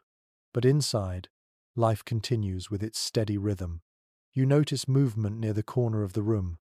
A small door opens with a low creak, revealing a shadowed space beyond the hearth. The faint sound of hooves and soft snuffling fills the air. For a moment, you think an animal has wandered too close, but then you realize the truth. The animals are inside on purpose. According to farm records from the early 1800s, many settlers brought small livestock into their cabins during the coldest months. Goats, chickens, pigs, and sometimes even calves were given shelter alongside the family. It was not out of affection but necessity. A cow or pig could freeze to death in a single night, and their warmth, in turn, could help the humans survive. The arrangement was uncomfortable but practical, a shared agreement between species bound by the same winter. One curious note in a Vermont farmer's journal from 1807 describes a cow named Daisy who slept like a sister beside the hearth through 3 winters. Her body heat, he wrote, made the cabin a church of life. The words feel strange but sincere. You can imagine that presence, the slow, steady breathing of an animal, the faint smell of hay mixing with the smoke of the fire. It is not luxury, but companionship of the most elemental kind. The room carries that mixture of warmth and odor now: damp straw, smoke, sweat, and the sharp sweetness of livestock. The air is thick, alive with the smell of survival. The mother does not complain. She spreads fresh straw near the hearth and hums softly as she works. The children giggle when a chicken flutters onto a stool, feathers glowing in the firelight. The father wipes his brow and closes the small door again, trapping the warmth before it escapes. Accounts from settlers in the Appalachian region confirm that animals were often housed in small pens, attached directly to the main living space. These pens were made of split logs or woven branches, designed to contain the animals but still allow heat to pass through. At night, the sounds of lowing cattle or grunting pigs became part of the household symphony. A restless cow could wake the baby. A rooster might crow long before dawn. Sleep came in fragments, but no one complained. Warmth was worth the noise. A lesser-known domestic trick mentioned in rural letters was the use of wool blankets or old coats to cover animals indoors. Farmers wrote of draping cloth over calves or lambs like makeshift jackets. Children often took turns caring for them, feeding and brushing them as part of their chores. The animals in turn seemed calmer, and their heat kept the air inside just a little less bitter. It was an unspoken alliance between humans and creatures who endured the same relentless cold. Some social historians have debated how this arrangement affected family life. Did the constant closeness to animals blur the lines between wild and domestic? Some suggest it deepened empathy. teaching children that all living things shared the same struggle. Others argue that it hardened people to the smells and discomforts of necessity. Reading the letters of that time, you sense both truths. The pioneers were tender and practical at once, finding dignity even in mud and manure. One traveler's note from 1,819 recounts entering a log cabin near the Missouri River and being startled to find a piglet curled by the fire. The host laughed and told him, "That little one keeps the devil of the frost from our feet." The traveler admitted that by morning, he too had grown fond of the pig. Small moments like this reveal the humor and resilience that made survival possible. You picture the scene clearly now. The family sits by the hearth, eating their evening meal of corn mush and dried apples. The cow shifts softly in her pen, her dark eyes calm and reflective in the firelight. A hen rustles in the straw. The dog stretches beside the children, his tail thumping once against the floor. The air hums with warmth and breath and life, a fragile harmony held together by necessity. According to agricultural accounts, this closeness between human and animal shaped the rhythm of frontier winters. Chores never stopped, even after dark. The family rose before dawn to milk the cow, feed the chickens, and sweep the floor clean. Children learned early that survival was a shared task. The animals depended on them, and they depended on the animals. The cycle was intimate, continuous, and oddly comforting. You sit by the fire, watching the glow reflect off the cow's flank. Her breathing syncs with the flicker of the flames. The family is quiet now, the children already half asleep, the parents whispering softly about tomorrow's work. Outside, snow drifts against the cabin walls, sealing them in like a protective cocoon. Inside, the air is warm, filled with the gentle rhythm of life. You close your eyes and listen. The fire crackles, a cow sighs, and somewhere in that mingled sound, you can hear the heartbeat of a world that refused to freeze. Night returns quietly, blanketing the forest in stillness. The cold presses harder now, and the air outside glitters under the moon like powdered glass. Inside the cabin, the fire burns low, its glow trembling across the rough timber walls. You sit close to the hearth, letting the heat soak into your skin, and listen. The cabin has its own music at night. It is not silence exactly, but a tapestry of small sounds that remind you the world is still alive even in deep cold. According to early travelers' journals, people who spent winters in log cabins often spoke of the sounds that shaped their nights. The wood itself seemed to breathe. As the temperature dropped, the logs contracted with small groans, the nails creaked, and the wind whistled through seams too fine to see. Mice scurried between floorboards, and sometimes, if you listened long enough, you could hear snow sliding off the roof with a muffled sigh. The noises frightened newcomers at first. Then, over time, they became familiar, almost soothing, like the heartbeat of the home. One lesser-known recollection from a trapper's letter describes the sound of trees cracking outside during extreme cold. He wrote that the forest sounded like rifle fire at dawn. The sap inside the trees froze and expanded until the trunks split with a sharp report that echoed through the valley. Those who lived in the cabins grew used to it, though the first few times always made hearts jump. The night could roar and whisper in turns, reminding them how small their walls really were. The family inside this cabin lies awake, listening. The father's hand rests on the dog's back, feeling the slow rhythm of its breathing. The mother stirs faintly, tucking the quilt higher around the children. The wind picks up again, brushing against the roof like invisible fingers. You can hear the faint rattle of dried herbs hanging near the hearth, their stems tapping softly together. The sound is delicate, like glass beads in a slow dance. Every creak, every sigh, every flutter of ash feels alive, part of the strange harmony that fills this tiny world. According to diaries from settlers in Pennsylvania and Ohio, the first winter in a cabin often felt haunted. Many families described lying awake for hours, convinced they heard voices in the wind or footsteps in the snow. Some believed the forest itself watched them, ancient and patient. Over time, those fears faded, replaced by a kind of companionship. The noises became reminders that the structure was holding, that life still moved beyond the walls. One curious entry from a preacher's journal in 1812 tells of a family who kept a small bell by the bed to ring if they heard wolves too close to the cabin. The sound was meant to scare the animals, though the preacher admitted it mostly reassured the humans. He called it faith against fear. You can almost imagine that little bell ringing once, sharp and bright, echoing into the night like a fragile promise that everything would be all right. Some modern researchers suggest that these nightly sounds helped pioneers cope with isolation. Listening became a form of connection, a way to measure the world without leaving their beds. Others argue that the constant creaks and howls made sleep uneasy and restless. But if you stand here long enough, you understand why they endured it. The noises mean life continues. Silence would mean the fire is out, the walls have given way, or worse, that no one is left to listen. The fire pops, sending a small shower of sparks into the air. The light flickers across the ceiling, and shadows shift like waves.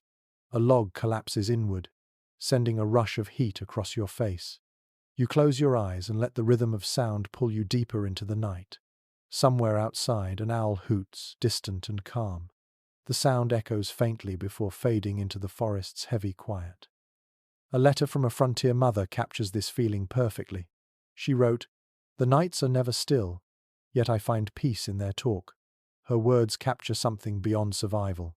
They describe belonging, an understanding that to live in the wilderness meant learning to share the dark with its voices. The pioneers were never alone, not truly. The wind, the fire, the wood, they spoke constantly, if you learned how to listen. Inside the cabin, the sounds weave together. The low murmur of the fire, the deep breathing of sleepers, the faint whisper of the wind through the chimney. It feels almost like a song, one that repeats endlessly from night to night. You let your own breathing match its tempo, slow and calm. The fear of the wild fades, replaced by quiet awe. This is the heartbeat of survival, steady and human, hidden inside the endless cold. The cabin may be small, but its sounds stretch wide as the sky. You close your eyes, the fire hums, and the night holds you gently in its arms. The snow outside is thick enough to bury footprints almost as soon as they appear. The world is wrapped in silence and glittering white. Inside the cabin, the air is warm but heavy, the smell of smoke clinging to everything like a second skin. The family moves slowly through the morning light. The mother opens the door to fetch water and gasps as the cold hits her face like a wall. She notices something strange. The snow along the lower logs of the cabin is packed tight, rising almost halfway up the walls. It looks like the house is sinking into the earth, but she smiles instead of worrying. She knows that the snow will help keep them warm. According to period accounts from settlers across the northern frontier, heavy snowfall was not always a curse. In fact, many families welcomed it as a natural form of insulation. When snow drifted high against the cabin walls, it sealed the cracks and blocked the wind. The compacted snow acted like a blanket, trapping the heat that leaked from inside. The pioneers called this effect snowbanking. What seemed like suffocation from the outside was, in truth, protection. The deeper the snow piled, the cozier the cabin became. One curious observation from a Norwegian immigrant in Wisconsin explains that this trick came from old mountain traditions in Europe. He wrote, "When the house grows smaller, the hearts grow warmer." The settlers brought that wisdom with them across the ocean, and it followed them into the new wilderness. It was a gift of nature that turned an enemy into an ally. You can picture it now, the cabin buried up to its windows, glowing faintly through the snow like a lantern under glass. Inside, the family adjusts to the dimmer light. The windows are half covered, letting in only soft blue reflections. The air feels still, muffled, like sound itself is caught in the snow outside. The father moves the chairs closer to the fire, and the mother shakes out the blankets to catch the faint warmth that lingers in the air. The children press their hands to the walls, giggling at how cold the logs feel from the inside. You can almost feel the difference yourself, the strange balance of cold and warmth separated by only inches of wood and frozen air. Contemporary letters from settlers reveal how they learned to use the snow deliberately. When storms came, families shoveled drifts against the base of the cabin to keep out drafts. They packed it firmly with shovels or bare hands, until the house looked like part of the landscape. In the far north, some even cut blocks of snow to create windbreaks around doors and chimneys. To live with the cold meant learning to shape it, to turn the very substance of hardship into a tool for survival. A forgotten trick mentioned in the journal of a trapper describes melting snow along the roofline to seal leaks. He would heat stones in the fire and place them carefully at the base of the roof, allowing the rising heat to melt just enough snow to form a thin layer of ice. When it froze again, the ice acted like a shield, deflecting wind and water. It was crude science, improvised engineering born from necessity. The result was a roof that creaked but rarely leaked. Some environmental historians have pointed out that these practices blurred the line between natural and artificial shelter. The pioneers did not simply fight the weather, they collaborated with it. Others argue that this cooperation came less from philosophy and more from desperation. Either way, the relationship between people and snow was one of uneasy respect. The same drift that warmed the cabin could also trap it completely, cutting families off for weeks. But they preferred that silence to the piercing wind. You glance out through the small window. The world is dazzling and bright. The snow outside reflects the sun, turning everything white and gold. The cabin's shape is softened, almost hidden beneath its frozen armor. You imagine how quiet the forest must be. No footsteps, no creaks from the trees. Only the faint sound of a branch shedding snow in the distance. Inside, it feels like time itself has slowed. The flames move lazily, the smoke curling gently upward, the air thick and still. According to one New Hampshire woman's winter diary, she found comfort in that deep quiet. "The snow holds us like a mother's hand," she wrote, "and though we are prisoners, we are safe." Her words capture the strange duality of those winters, confinement and comfort living side by side. Outside was danger and emptiness. Inside was warmth, love, and the steady patience of endurance. The family sits together now, their faces rosy from the fire. The father sips from a mug of warm cider, the mother knits with her lap full of wool, and the children press their palms against the window to see their foggy handprints appear. The snow outside glows faintly in the afternoon light, turning from white to silver. The cabin feels sealed against the world, like a ship drifting quietly through an ocean of ice. One last sound breaks the stillness, a soft, rhythmic drip from the eaves. The fire has made the snow on the roof begin to melt, and tiny droplets fall onto the packed drifts below. Each drop lands with a gentle click, steady and reassuring. The mother smiles when she hears it. It means the fire is strong, the roof is holding, and life inside continues. The snow may rule the world outside, but within these walls, warmth and will have found a fragile peace. You lean back and let your eyes close, listening to that slow, perfect rhythm. Drip, crackle, breath, heartbeat. The sounds blur into one, and you can feel the deep contentment that comes from surviving another night, another storm, another winter. The cabin may be buried in white silence, but inside, it glows with life, steady and sure. The morning smells of smoke, wool, and something faintly sweet, like apples stored too long in a barrel. The air inside the cabin feels thick with life. You can taste it when you breathe. Your hands are sticky with resin from the firewood, your clothes smell of ash, and the scent clings to everything you own. It is the fragrance of survival, stubborn and comforting. The pioneers did not live in a world of freshness or perfume.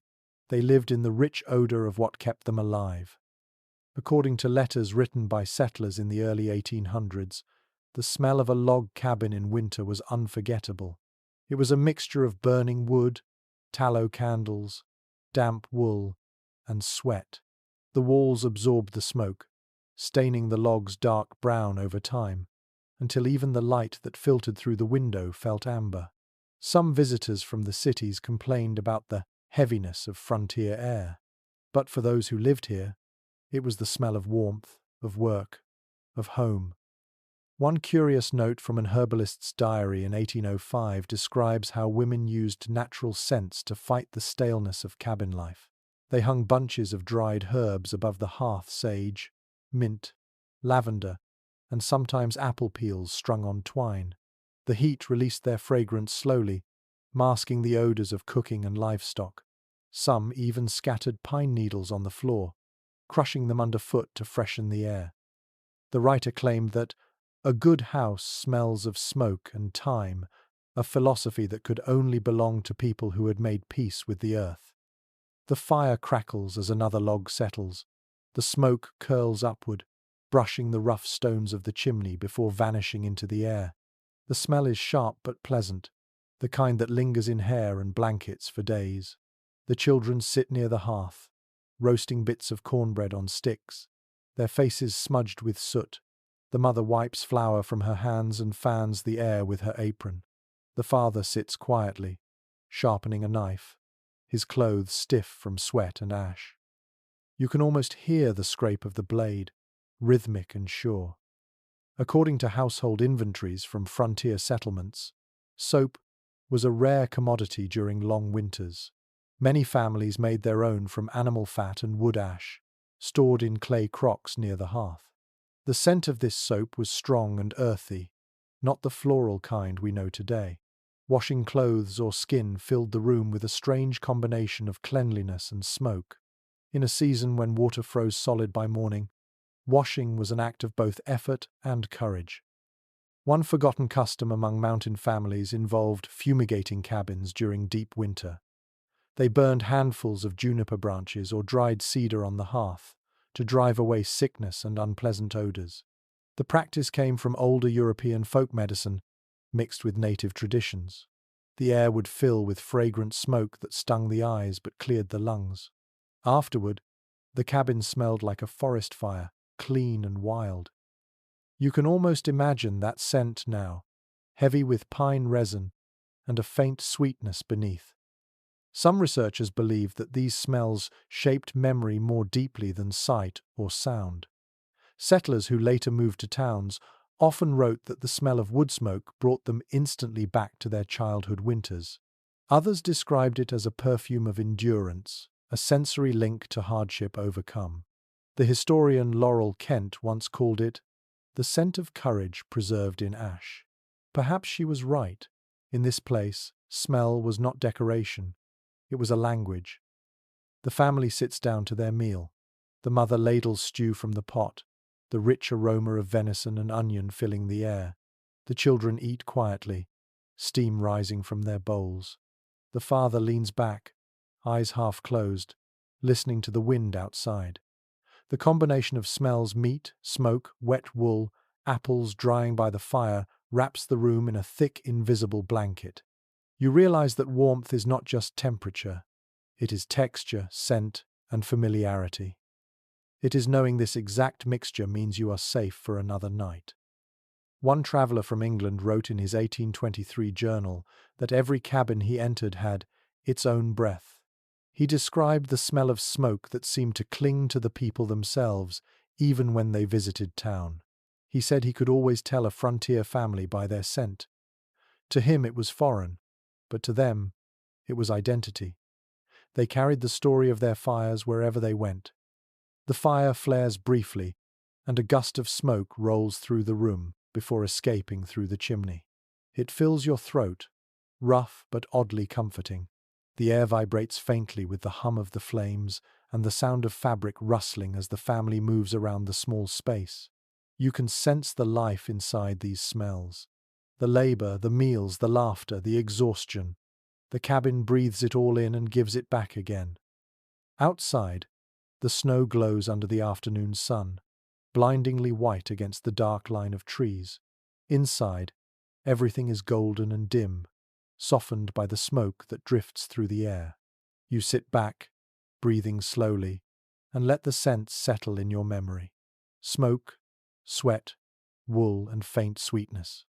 It is not pleasant by modern measure, but it feels human, raw, and real. This is the perfume of survival, a mixture that tells you belong here. The fire sighs again, and the cabin fills with its pulse, smelling of life that refuses to fade. The afternoon light filters through the greased paper window, soft and hazy, painting the room in amber tones. The fire burns low, steady but quiet, as if resting after a long morning's work. The air feels heavy, rich with smoke and warmth. You sit on a small stool, staring at the slow dance of light against the logs. Outside, the forest stands still, its branches dusted with snow, the world silent except for the faint call of a crow far away. Inside the cabin, you feel time stretch and slow, folding in on itself like the rhythm of breathing.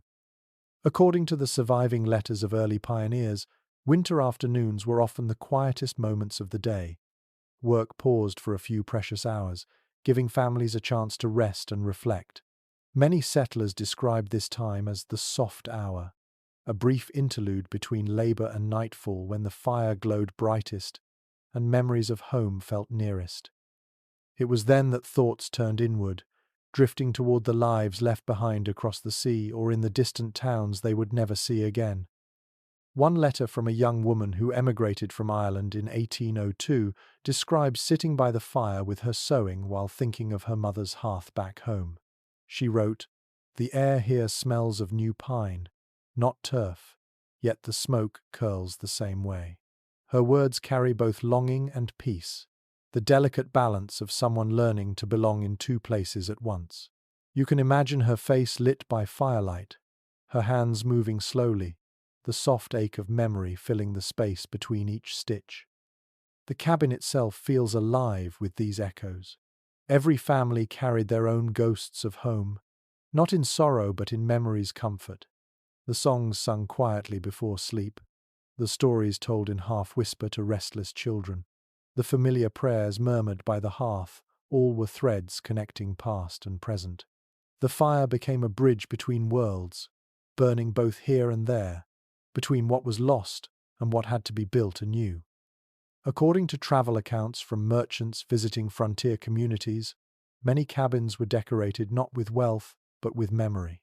Small keepsakes from the old country sat on mantels, a brass button, a wooden comb, a scrap of embroidered cloth, a lock of hair in a ribbon.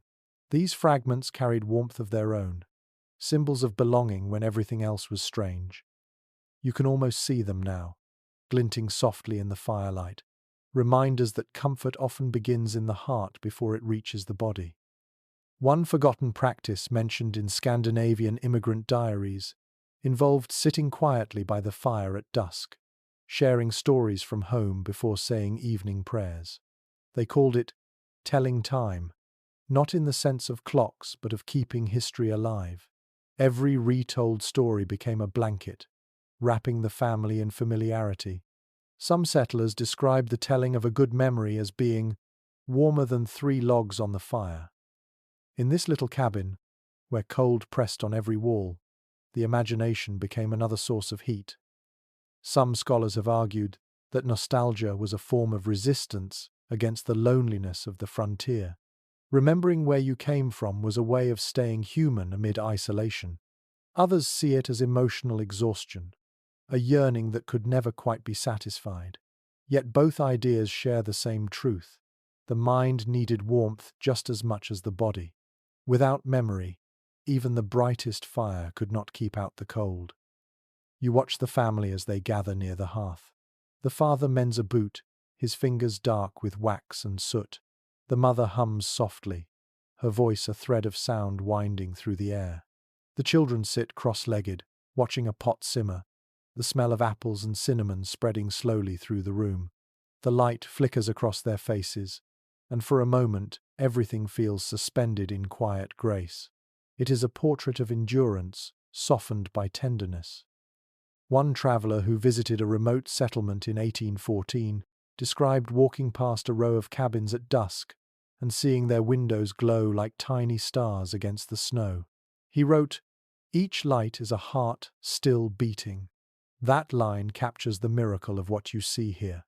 Every flicker of flame, every remembered story, every breath drawn in the dim air is a refusal to surrender. The pioneers did not only survive the cold, they outshone it. You close your eyes and imagine the thoughts that filled these afternoons. Memories of laughter echoing across the sea, the taste of bread baked by someone long gone, the warmth of a familiar hand once held, now only remembered through a wedding ring that catches the firelight. Nostalgia is not sorrow here. It is a quiet fire of its own. It burns in the mind, steady and golden, pushing back the endless winter. The shadows stretch longer as daylight fades. The mother sets aside her work, and the father stirs the fire to life again. Sparks leap upward, bright and brief. The air hums with renewed warmth. The family settles into their places, the children leaning against one another, the dog curling by their feet. The glow of the hearth deepens, wrapping them in a soft cocoon of light. You can smell the apples, the smoke, the faint sweetness of the past still hanging in the air. For the pioneers, dreams of home were not escapes from hardship, but companions to it. In the glow of this fire, you understand how they found peace even in exile. The flames rise a little higher, and the warmth spreads outward, blurring the edges of grief and comfort. The night gathers outside, silent and vast, but inside the cabin, the past and present rest together in the same gentle light. The night has deepened, and the forest outside feels almost alive with listening. The moonlight touches the snow with silver edges, and the trees stand like tall black sentinels watching over the sleeping world. Inside the cabin, the fire has been banked for the night, glowing faintly under a layer of ash. The air is still and soft until a sudden sound breaks it, a knock at the door, sharp and hurried. You sit up, your heart pounding. The father rises, pulls on his boots, and reaches for the latch. According to accounts from frontier families, a knock after dark was never taken lightly. It could mean a neighbor in trouble, a traveler lost in the woods, or in rare cases something far worse. The wilderness did not forgive mistakes, and people learned quickly that even a few hours in the cold could turn deadly. The rule was simple: no one was turned away. To refuse a knock at night was to risk your own soul, as well as your neighbor's life. The father opens the door, and a gust of freezing wind rushes inside, scattering ash across the hearth. A man stands there, his breath visible in the air, his face pale under the moonlight. He is wrapped in a ragged coat, snow caked on his shoulders. Behind him, the dark woods stretch endlessly. He stammers an apology, his voice cracking from cold. The mother moves quickly, guiding him toward the fire. Within moments, she is wrapping him in blankets, pressing a cup of warm broth into his trembling hands. Contemporary journals describe moments like this in vivid detail. Travelers were common during the early years of settlement. Peddlers, preachers, trappers, and families moving west in search of land. Many depended on the kindness of strangers, guided by the faint glow of firelight from cabin windows. Those who opened their doors often spoke later of the mixture of fear and faith that came with it. The stranger might be friend, but he might also be desperate. Still, hospitality was a sacred duty. One curious entry from an 1816 almanac lists rules of welcome kept by homesteaders. It advised that every guest be offered food, fire, and floor space, no matter how small the cabin. In return, the visitor was expected to share news, help with chores, or at least tell a story before morning. The exchange was both moral and practical, binding isolated families together in the vast emptiness of winter. The man in this cabin speaks slowly, his voice still shaking. He tells of a horse lost in a storm, of wandering through the forest for hours before spotting the chimney smoke. The father nods quietly, listening. He knows this story too well. The mother ladles another bowl of stew and pushes it toward him. The children peer from behind the quilts, their eyes wide with both fear and curiosity. The dog growls once, then settles again when the stranger lowers his gaze. According to one settler's memoir, the fear of intrusion never fully left frontier life. Stories spread of thieves or drifters who used hospitality as a trap. Yet most families still chose to open their doors. One woman wrote that, "Trust is the last fire we can bank against the dark." Her words carried the truth of an age when survival demanded both courage and compassion. A lesser-known account from a small community near the Great Lakes tells of a night when two families, separated by miles of forest, saved one another's lives by answering a midnight knock. In one cabin, a child was dying of fever. In the other, a woman had medicine. They met halfway, each carrying a lantern through the snow. Their footprints in the morning, side by side, became a symbol of faith passed down for generations. Some historians suggest that this culture of mutual rescue shaped the moral landscape of early America. Others argue that it simply grew from necessity. Either way, the habit of answering the door, of trusting the knock, became part of what defined community in the wilderness. The frontier might be cold and unforgiving, but humanity found ways to keep its flame alive. The stranger finishes his meal and begins to thaw, color returning to his cheeks. The mother drapes another blanket over his shoulders and sets a log carefully onto the fire.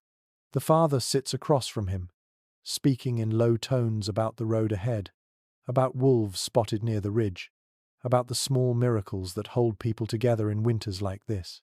The conversation drifts, soft and measured, blending with the pop of the fire and the faint whistle of the wind at the window. You can feel the tension easing in the room. The stranger's eyelids grow heavy, and he leans back against the wall.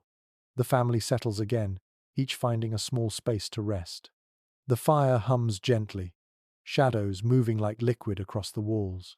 Outside, the forest returns to its quiet watch. One traveler's letter from 1819 ends with a sentence that fits this moment perfectly. "I slept in a stranger's home and woke as a brother." The phrase captures what happened so many times on these frozen nights, when warmth and kindness bound lives together for a single fleeting moment. The father rises once more to check the latch, making sure the door is secure against the wind.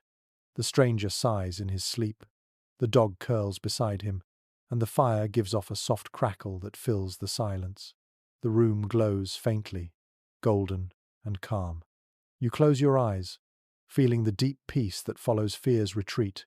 In this small space, where trust outweighs caution, the world feels merciful again. Outside, the cold waits patiently, but inside, humanity has already won for one more night. The next morning breaks cold and bright, the kind of light that glitters on the snow until it almost hurts to look at it. The stranger has gone, leaving behind a few quiet words of thanks and a promise to send help if he reached town. The family watches him fade into the white distance before closing the door. The cabin settles again into its familiar rhythm. The fire hums. The children whisper. The mother sweeps the floor. The father bends to his tools, and you notice something new in the room. A freshly built bed raised slightly above the ground, its wooden frame simple but carefully crafted. According to written inventories from frontier settlements, the invention of a raised bedstead was one of the great comforts of cabin life. At first, many families slept directly on straw mats spread across the floor, but as tools became more available, they began to lift their bedding off the cold ground. It was a small change with a large effect.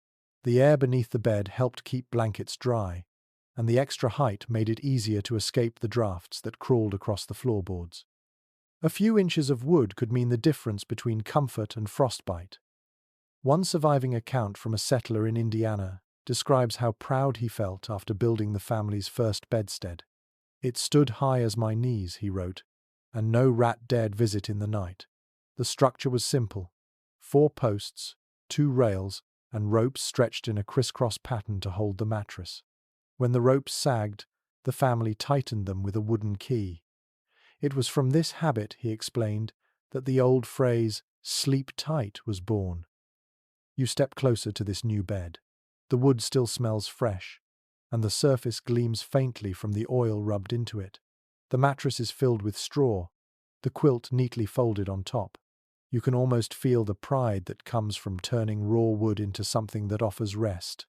The father runs his hand over the frame, checking each joint. The children climb up one by one, laughing softly as the ropes creak beneath them. The mother watches with a smile that holds exhaustion and relief in equal measure. According to carpentry notes from that era, bedsteads were often built from whatever wood grew nearby: oak for strength, pine for ease of shaping, hickory for durability. Some settlers carved small initials into the posts as blessings, a way to mark the bed as part of the family. When a child was born, a new notch was sometimes added. The bed became not just furniture, but a record of life itself. One curious observation from a traveler's diary tells of a family who slept in a bed so high they needed a small ladder to climb onto it. Beneath the frame they stored baskets, tools, and even a few hens that pecked quietly in the straw.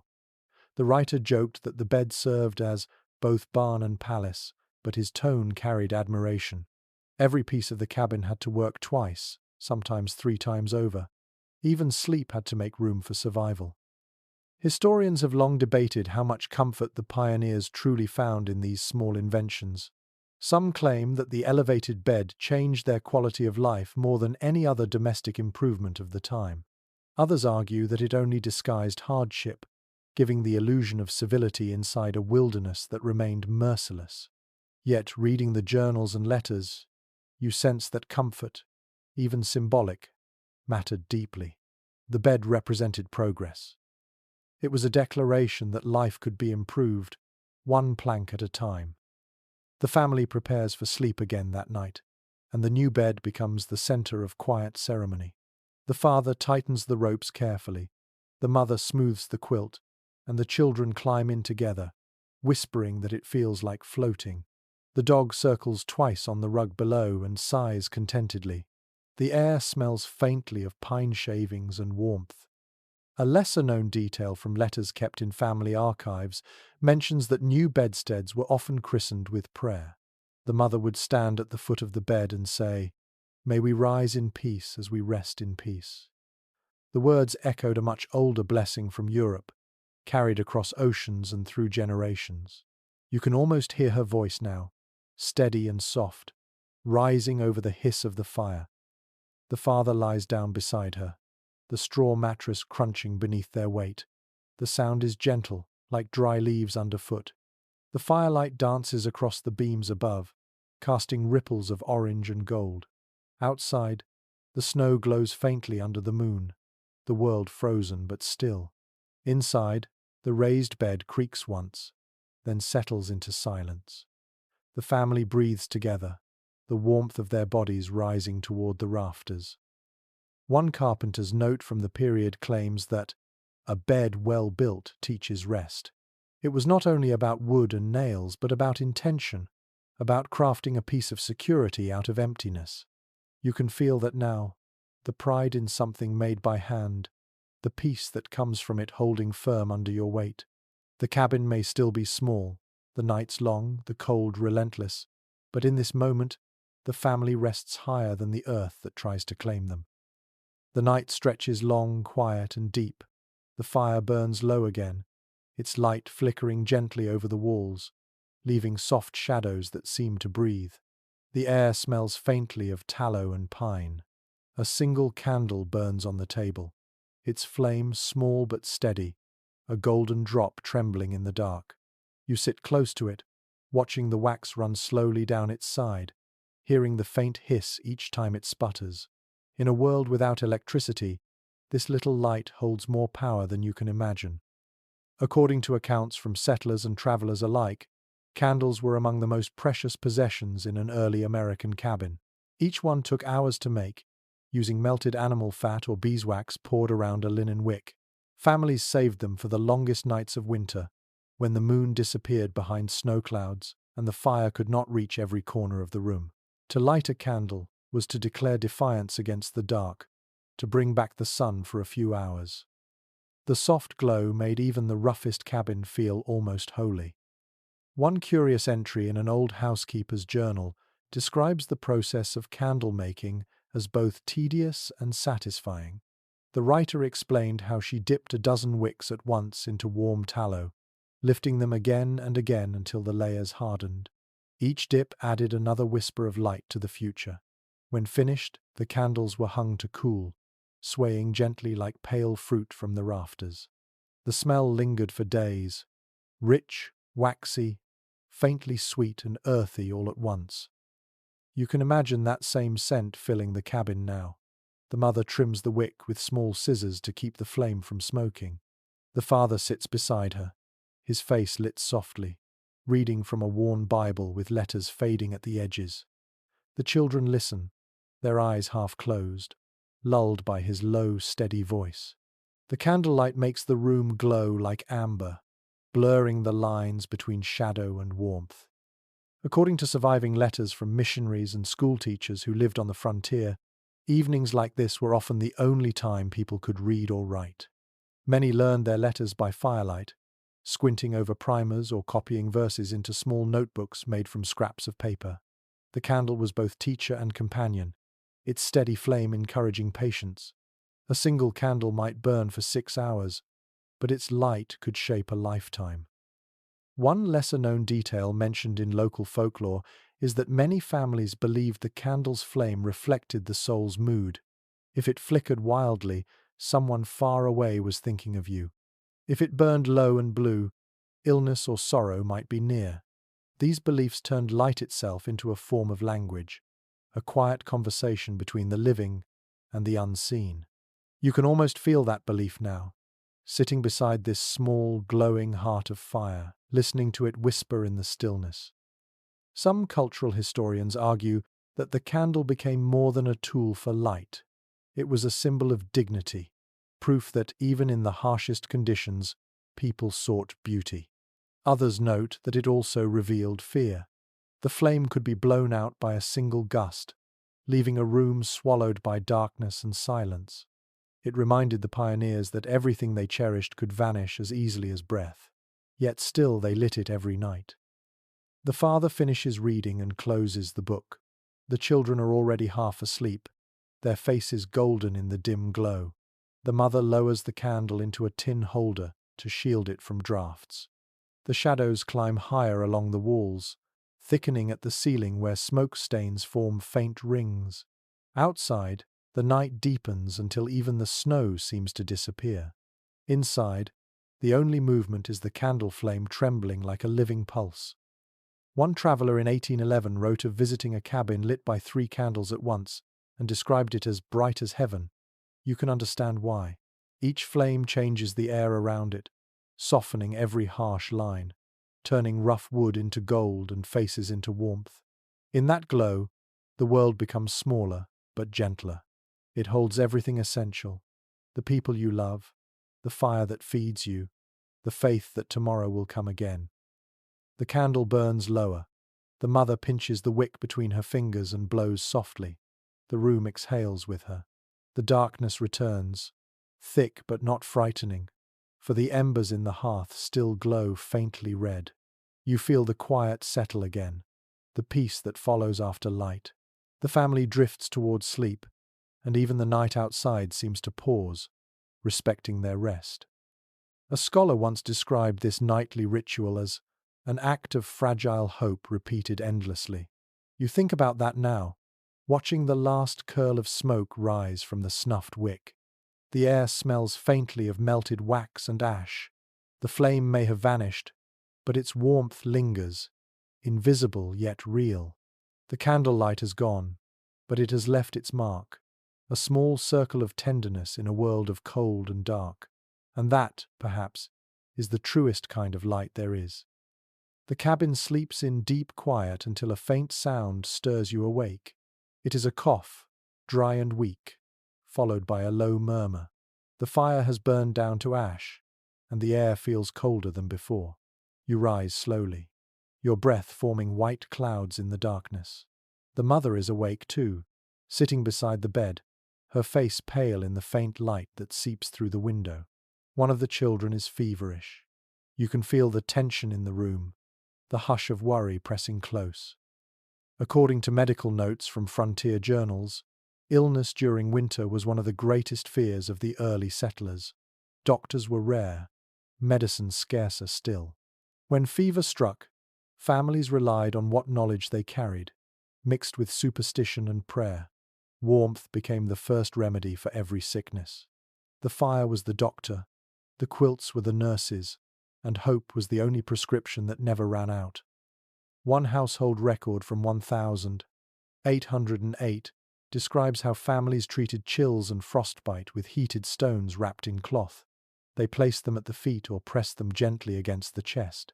Others brewed teas from willow bark, pine needles, or dried elderflower, letting the steam fill the air while the patient breathed it in. Every cabin had its secret recipe, handed down like treasure. The ingredients changed, but the purpose never did: to bring warmth back into the body and keep death waiting outside the door. The mother moves quietly now, stirring a small pot by the hearth. The smell of herbs fills the room, sharp and green, cutting through the thick scent of smoke. She tests the warmth of the liquid on her wrist before giving the child a sip. The father kneels by the fire, coaxing new flames from the dying coals. His hands move fast but gently, his jaw tight with worry. You can feel the fear beneath their calm. Out here, sickness travels faster than the wind and leaves no time for panic. According to missionary reports from the northern frontier, even a common cold could turn deadly in a cabin sealed tight against winter. The same walls that kept out the frost also trapped smoke and dampness. Children coughed through the night, and families prayed for spring to bring fresh air. Some built small vents in the roof to let the sickness escape, believing the wind could carry illness away. It was half faith, half instinct, and sometimes it worked. One curious account from a diary kept by a midwife tells of using animal fat as a salve for frostbite and sores. She wrote of rubbing it into the skin until it glowed, warming both body and spirit. Another entry describes placing onions in the corners of the room to draw out bad humors. Modern science might laugh at such remedies, but in those long winters, faith and improvisation were often enough to keep people alive. The mother hums softly as she strokes the child's hair, her voice barely above a whisper. The tune is simple, ancient, and soothing. The father lays his palm against the child's forehead and nods in relief when he feels the fever beginning to ease. The firelight catches in their eyes, reflecting both exhaustion and devotion. You realize that love itself is another kind of medicine here, quiet and persistent, burning like a small flame in the vast dark. Some social historians note that frontier families developed their own systems of healing, not just from necessity but from a deep belief in connection. The body, the earth, and the fire were all part of the same rhythm. To tend one was to tend them all. Others suggest it was simply practicality born of isolation. Whatever the reason, the people who lived in these cabins became their own healers, learning to read signs in the color of a face, the sound of a cough, the glow of a fevered cheek. The child sighs and turns over in sleep, the fever broken. The mother finally lets herself breathe. She dips a cloth in the warm water and wipes her hands slowly, her eyes heavy with fatigue. The father sits beside her, shoulders slumped, the glow of the fire soft on his skin. For a moment, no one speaks. The only sound is the quiet crackle of the logs and the faint drip of melted snow outside the door. The cabin feels sacred now, wrapped in calm after fear. One letter from a pioneer woman, written in 1813, captures this exact feeling. She wrote, "When the fever breaks, it feels as though winter itself has loosened its grip." Her words carry the truth of that moment. Warmth becomes victory. Every breath, every heartbeat feels newly precious. The family sits in silence, listening to the steady rhythm of life returning to normal. The mother drapes an extra blanket over the sleeping child and leans her head on the father's shoulder. The dog stretches near the fire, sighing in contentment. Outside, the stars burn cold and clear. Inside, the air is filled with quiet gratitude. You can smell the faint sweetness of herbs, the smoke of pine, the clean sharpness of new fire. It feels peaceful again, but you know how easily this peace can be lost. The father reaches over and stirs the embers one last time, making sure the warmth will last till morning. The flames flicker gently, washing the walls in soft orange light. The family drifts towards sleep again, weary but safe.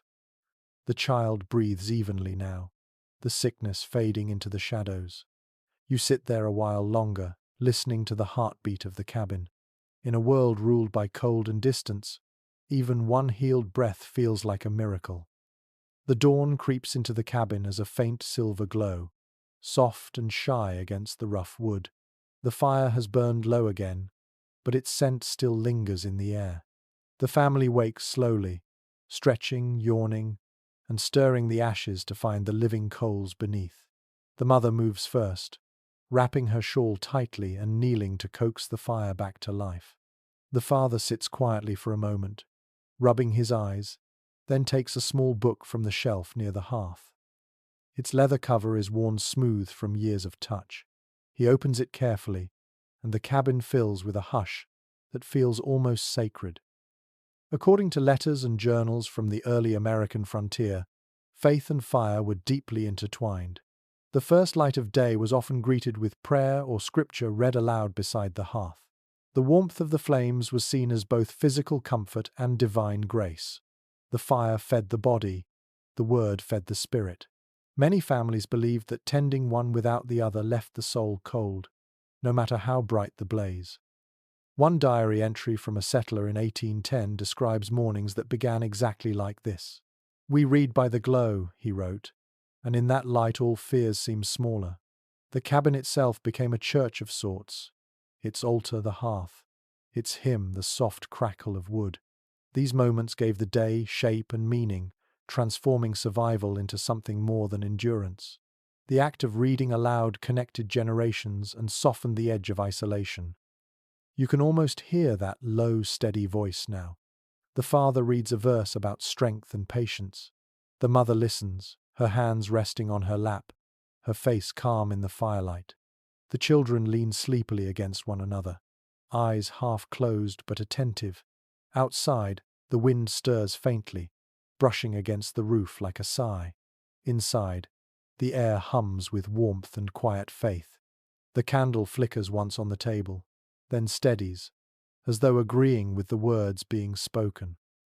According to ministers who travelled through these settlements, the Bible was often the only book a family owned.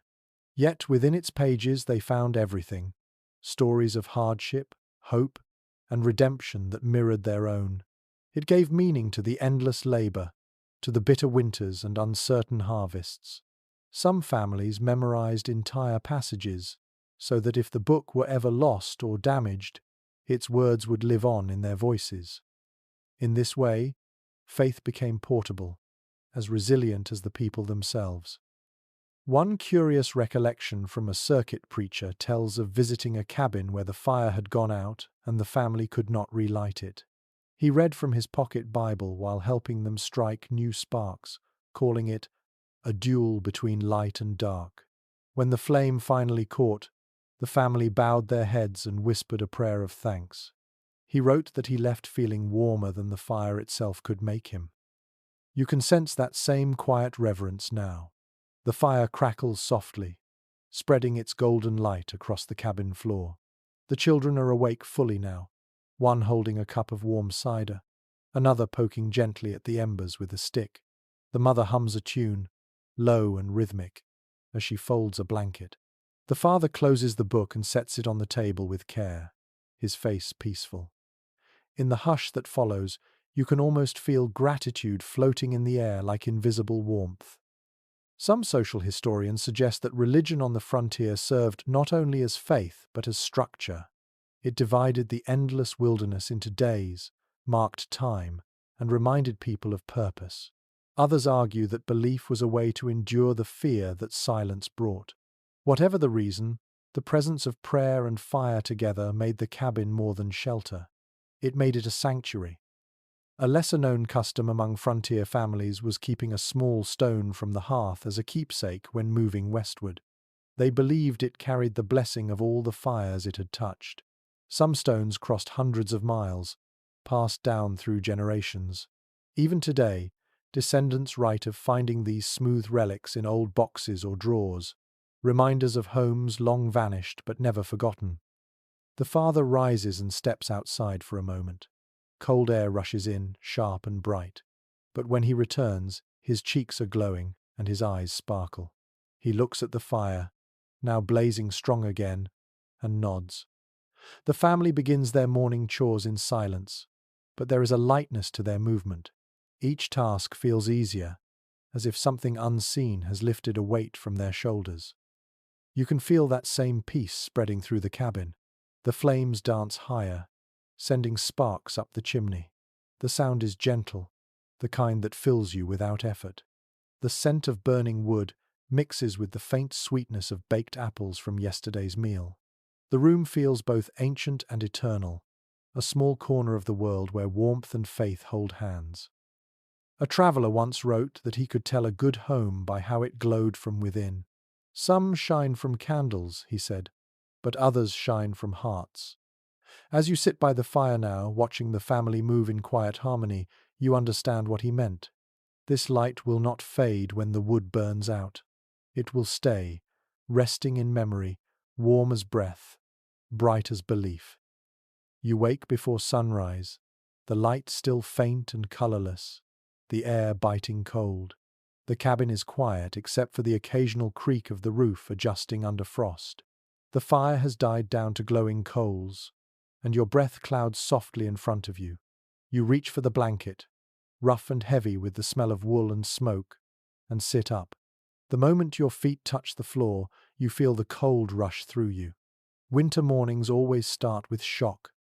According to early frontier diaries, waking in a log cabin during midwinter meant waking inside the weather itself.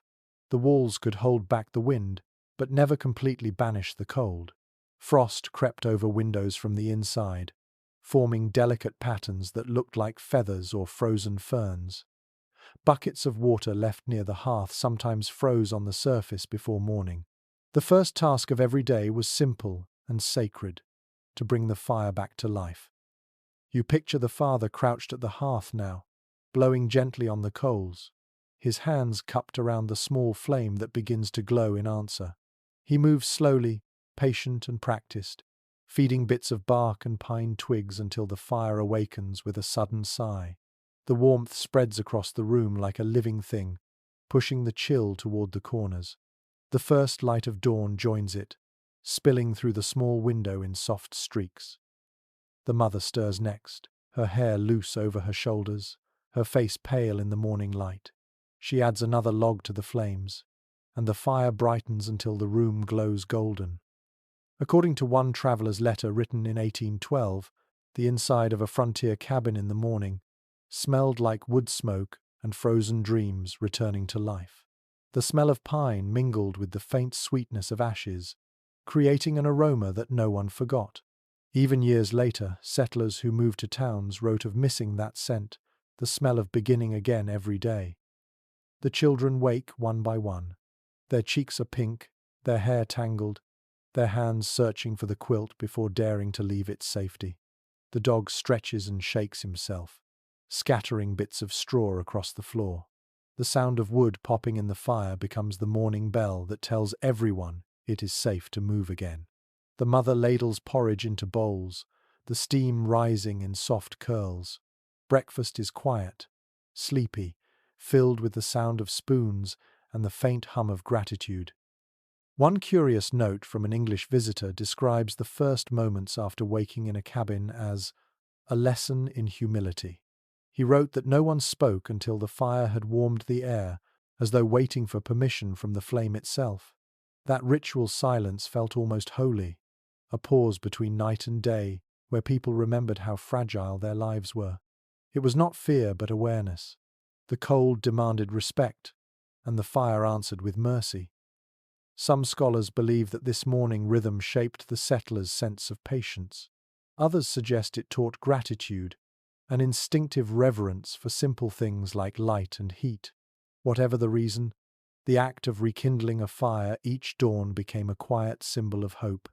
Every new flame was a promise that another day could begin, that even in the harshest winter, the world could start again. The father stands near the window, scraping frost from the inside with a knife. Tiny flakes fall and sparkle in the firelight. Outside, the snow glows faintly blue, and the forest looks peaceful but lifeless. A thin plume of smoke curls upward from the chimney, the only sign that life endures inside. The mother hums softly as she stirs the pot, her breath mixing with the steam. The children sit close together, their laughter growing louder as the cabin warms. The dog curls beside them, eyes half closed, tail flicking lazily. According to old almanacs, this moment, the first full warmth of morning, was often called the Thor, not because the world outside had softened, but because the people inside had. Once the fire roared, and the first cup of cider or milk passed between hands, the day felt possible again. Work waited, but so did light. One forgotten passage from a Tennessee farmer's notes captures this moment beautifully. "The morning is mercy itself," he wrote. "For every dawn we are given the chance to rise and do again what yesterday could not finish." You can feel that truth in the cabin now. The flames rise higher, filling the air with a glow that touches everything. The table, the tools, the wooden walls. The frost on the window begins to melt, dripping slowly into clear drops that catch the light. The family prepares to begin the day. The father pulls on his coat, ready to fetch wood from the pile outside. The mother ties her apron and sets the bread to rise near the fire. The children bundle in small coats and woolen caps, their excitement returning with the light. The rhythm of life continues, steady and unhurried, anchored by warmth. A historian once called these winter mornings the quiet triumphs of survival. You understand why. There is no grand victory here, no battle or conquest, just the steady courage of getting up again. The cabin creaks as if it too is waking. The fire hums. The day begins. You sit back, letting the warmth reach your face, and realize how much strength is hidden in these small beginnings. Outside, the snow still rules the world, but inside, the light has already won. The snow begins to melt, quietly and without ceremony.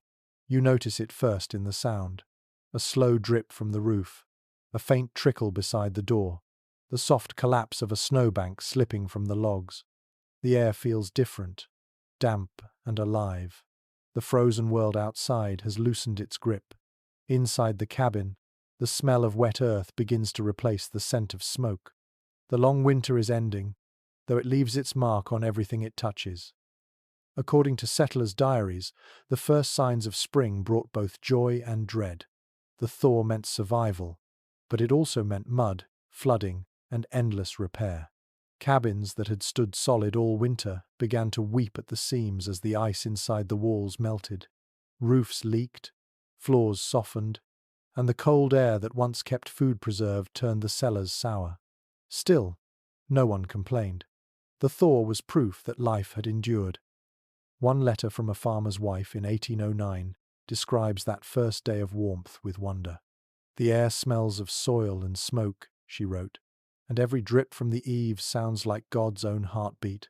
Her words capture the strange tenderness of that moment when the cabin stops holding its breath and begins to breathe again. You can almost smell it now, the mingling of thawing earth, wet bark, and last night's ashes. The father opens the door and steps outside into the slush. The snow clings to his boots in clumps, but beneath it the ground gives slightly under his weight. The first puddles shimmer in the sunlight, thin films of water reflecting the sky. The wind has changed too. It carries the faint scent of pine and moss instead of sharp frost. The mother appears beside him, her shawl pulled tight, eyes squinting against the brightness. Behind her, the children laugh as they press their palms to the damp glass of the window, watching the world come back to life. According to travel accounts from the early frontier, people often described the thaw as an awakening of both land and spirit. Families who had not seen neighbors in months would emerge from their cabins, walking across the soft ground to exchange news and smiles. Roads reappeared, rivers began to move again, and the sound of dripping water filled the forests like music. The Thor was not just a season, it was a promise fulfilled. One forgotten entry from a Maine woodcutter's journal records how he marked this day each year. He hung his axe on the cabin wall and refused to swing it for 24 hours, calling it the day of rest for trees.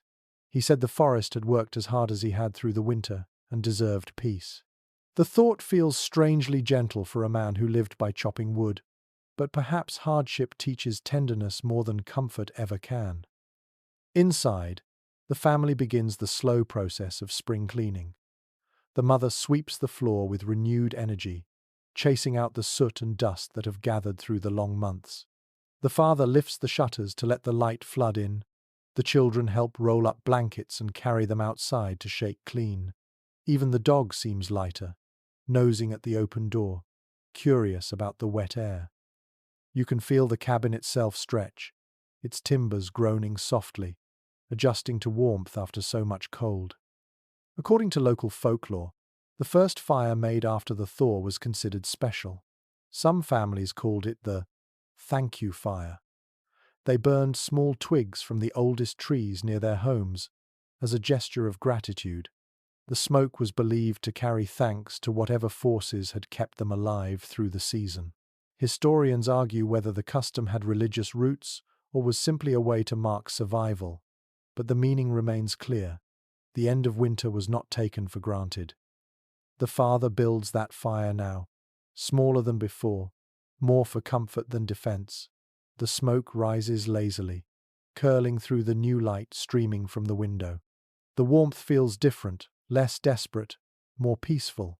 The mother hums as she works, her voice soft and content.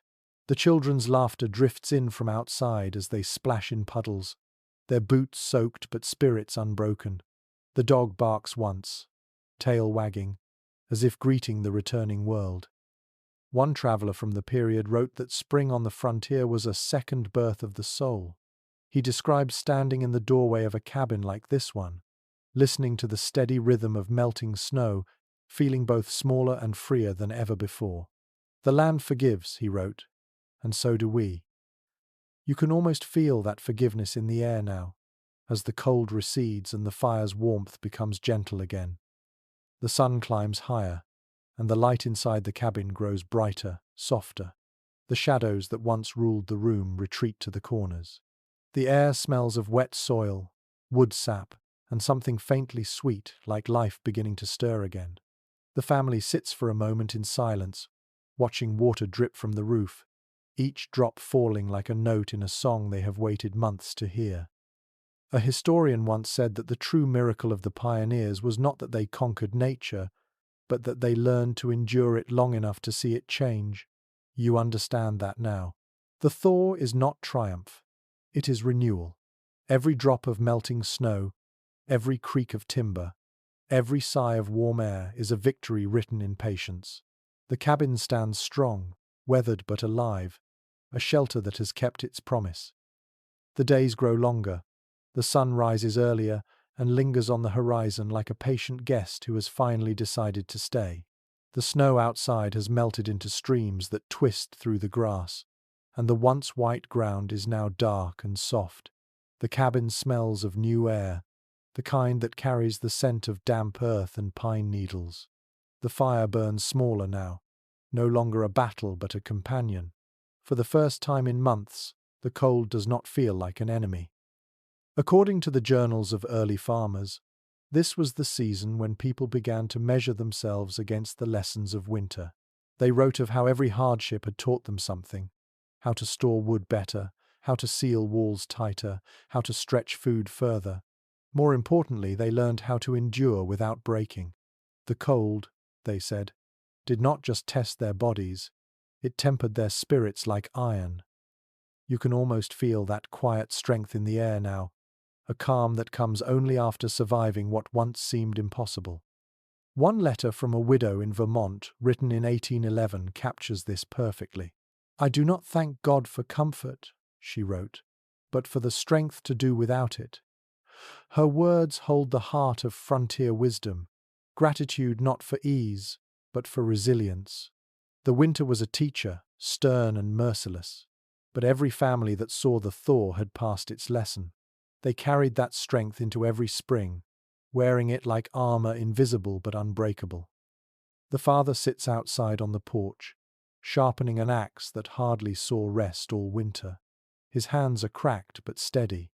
The mother kneels nearby, scrubbing wooden bowls with melted snow water that has turned the color of earth.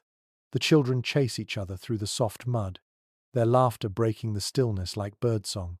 The dog barks at nothing in particular, just because the sound feels good again. Inside the cabin, the windows are thrown open, and fresh air rushes through the room, scattering ashes and memories of frost. According to early settlement records, many families treated the end of winter as a kind of renewal ceremony.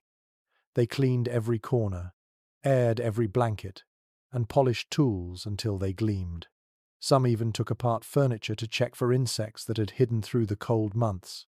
Every sweep of a broom and every open door was an act of gratitude disguised as housekeeping. They were clearing out not just soot and dust, but the heaviness of fear.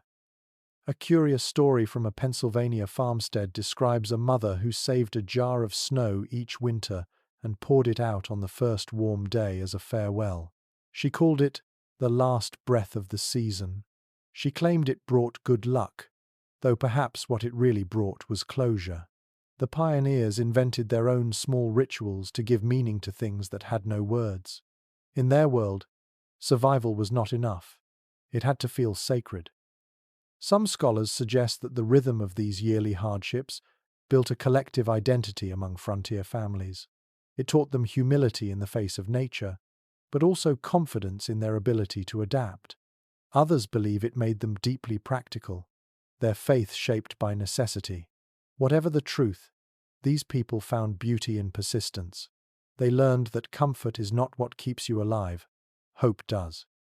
Inside the cabin, the mother lays the quilts by the window to catch the Sunday. The colors, once dull from smoke, brighten again under the light. The father runs his hand along the wall, feeling the dried clay between the logs, proud that his work has held. The air smells of warmth, of possibility. You can almost sense the house itself breathing easier, no longer a fortress, but a home once more. One old diary kept by a preacher's wife tells of a tradition she called the spring promise. On the first warm evening, her family would gather by the hearth and thank the fire aloud for its service before letting it burn out naturally. "It is the one time," she wrote, "when silence in the chimney feels right." They would then step outside, look at the stars, and listen to the running water nearby. In that sound, they heard the voice of renewal. You can imagine this family doing the same now. The fire burns low, its glow soft and steady. The father sets down his axe and joins his wife at the doorway. The children stand barefoot in the damp grass, marveling at the puddles reflecting the orange light of sunset. The dog sits beside them, tail wagging slowly, ears perked at the evening song of birds. The air hums with life again. According to one historian's reflection on this period, the pioneers' true victory was not over the wilderness, but within it. They learned to bend without breaking, to listen to the earth instead of defying it. The cold taught patience, the Thor taught gratitude, and together they built a kind of wisdom that modern comfort rarely remembers. The last of the snow melts away in the shadows near the tree line. The river nearby begins to sing louder, carrying bits of ice toward distant waters. Inside the cabin, the fire dims, but no one minds. The warmth that fills the room now comes not just from flame, but from memory, from strength earned one frozen night at a time. You listen to the sound of dripping water, the slow, peaceful rhythm of life beginning again, and you understand the quiet truth that kept them alive. The hardest seasons are the ones that teach the heart how to stay warm. The days settle into a rhythm again. The air is cool, but no longer cruel. You can feel spring stretching its fingers through the soil, pulling life back into the world one root at a time. The trees outside drip quietly from last night's rain, their trunks dark and glistening. A faint breeze slips through the cracks between the logs, carrying the scent of wet leaves and smoke. Inside the cabin, everything feels lighter. The fire burns smaller now, but it is still the center of life. Its glow is no longer fierce, only steady and kind. According to the diaries of settlers and homesteaders, this was the time of rebuilding. After every winter came the careful work of repair. The pioneers patched roofs, tightened door frames, and checked the logs for signs of rot. They refilled the cracks between timbers with clay and moss, sealing the cabin anew against the seasons ahead. This work was not just maintenance. It was gratitude made visible. The cabin had carried them through another winter, and they repaid it with care. One journal, kept by a woman in 1814, describes her family's spring ritual. "We thanked the walls," she wrote, "for standing between us and death." Her words might sound strange today, but to her, the logs were more than wood. They were witnesses, companions, even protectors. Every nail and beam held the memory of their breath, their laughter, their fear. You can imagine her hand brushing the wall as she said it, the same way someone might stroke the face of a friend. The father in this cabin does much the same. He walks slowly around the outside, running his hand along the wood, inspecting each seam. The mother follows behind him with a basket of tools and scraps of moss. Together, they work in quiet rhythm, filling gaps, smoothing edges, speaking only when necessary.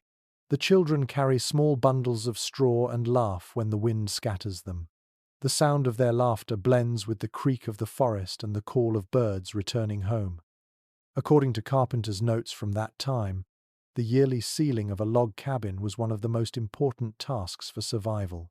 They called the mixture used chinking, a blend of clay, ash, and straw packed tightly into the spaces between logs.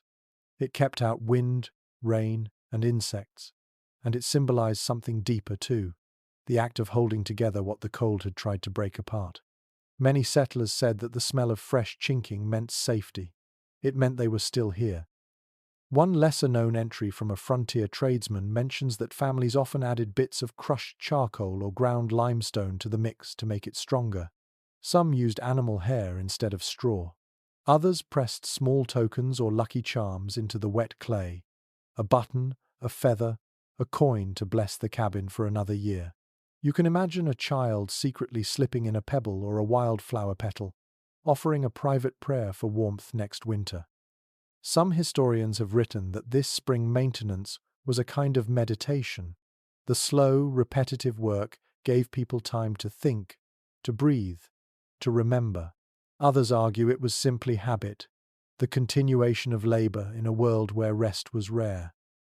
Yet when you stand here, watching the family move with quiet purpose, you sense something deeper. Every motion speaks of love disguised as duty. Inside, the cabin looks different too. The walls, scrubbed clean of soot, glow faintly in the sunlight. The quilts are aired out, the tools hung neatly by the door. The scent of pine, clay, and ash fills the room, earthy and fresh. The fire crackles softly in the hearth, smaller now but still alive, the way a heart keeps beating even after fear has passed. A letter from a minister traveling through Kentucky describes visiting such a home. He wrote, "I have seen great churches built of stone, but none that seems so blessed as the log house that smells of smoke and clay." His words capture what you feel in this space. The cabin itself is not grand, but it holds something sacred, the quiet triumph of people who have made peace with the wild. The family pauses for a moment, standing outside together. The mother wipes her hands on her apron, the father straightens his back, and the children squint up at the sky. The clouds drift slowly, and a single bird circles above them before vanishing into the trees. The air is full of small sounds, dripping water, creaking branches, the whisper of thawed earth beneath their boots. Life hums quietly in every direction. One traveler who passed through the frontier in 1817 described this season as the time when the world begins to trust again. After months of silence and survival, the land opens itself, forgiving the cold. The people, too, forgive the hardships that nearly broke them. They return to work, to laughter, to the slow, patient rhythm of living. The same pattern repeats every year, as if written in the bones of the earth itself. The family heads back inside. The father adds one last piece of wood to the fire. The mother kneels to sweep the hearth. The cabin smells of warmth and effort, the kind that comes only from honest hands. The light outside softens toward evening, and the air cools again, but no one hurries. The house is ready, sealed, renewed. The fire flickers like a heartbeat, and you can feel the contentment that fills the room. They have survived the winter, and now they belong to the world again. The logs, the fire, the air, and the people all breathing together, all part of the same slow and beautiful cycle of endurance. The sun is higher now, and its warmth lingers long after morning fades. The ground outside the cabin is soft underfoot, patched with early green. Thin shoots of grass reach through the mud, and small flowers brave enough to bloom tremble in the breeze. The forest smells alive again, a blend of sap, soil, and rain. Inside the cabin, the family has opened every window. Fresh air rushes through the rooms, carrying away the last traces of smoke and winter. According to travelers' accounts from the early 1800s, the arrival of spring was both liberation and reminder. Families who had survived the cold now faced the work of living again, planting, hunting, mending, and rebuilding what the frost had broken. The warmth brought joy, but also restlessness. People longed to move, to stretch their legs after months of confinement. The Thor of the land echoed inside their bones. One woman's letter from 1815 captures this change beautifully. "I walked outside today without fear," she wrote. "The air touched my skin like forgiveness." For months, every breath had been measured and every movement guarded against the cold. Now, life expanded again. The same forest that once threatened them with hunger and frost now offered food, light, and sound. Birds returned to the trees, their songs ringing clear through the open windows. The mother stands by the hearth, though the fire is small now, more symbol than necessity. She stirs a pot of stew made from dried meat and the first wild greens of the season. The father sits nearby, carving a new handle for his axe, his knife moving with slow precision. The children chase the dog around the yard, laughing, their bare feet splashing through puddles. The sound of their voices drifts inside, mixing with the steady rhythm of the knife and the bubbling stew. According to frontier records, the first outdoor work after winter felt almost ceremonial. Fields were cleared, fences mended, tools oiled. Some families marked the start of the planting season with prayer, others with song. It was the beginning of a new chapter, the proof that endurance had not been in vain. The settlers knew that survival was not the end of their labor, it was only the beginning of another cycle. One curious entry in a farmer's journal tells of an old superstition that the first seed sown must be blessed with fire ash from the winter hearth. The farmer scattered a handful into the soil, believing it carried strength from the flame that had guarded them through the long dark. Whether or not it made the crops grow better, the act itself mattered. It was a gesture of connection, a way to thank the past for feeding the future. Some historians have written that these small rituals, burning ashes, cleaning hearths, blessing tools, were as important as the work itself. They gave rhythm to survival. Others argue that such customs were merely practical, born of necessity. But when you see the family now, standing together in the soft light of afternoon, you sense that both are true. They work not only to live, but to remember why life is worth living. The father steps outside, his boots sinking into the damp ground. He tests the soil with the tip of his knife and nods, satisfied.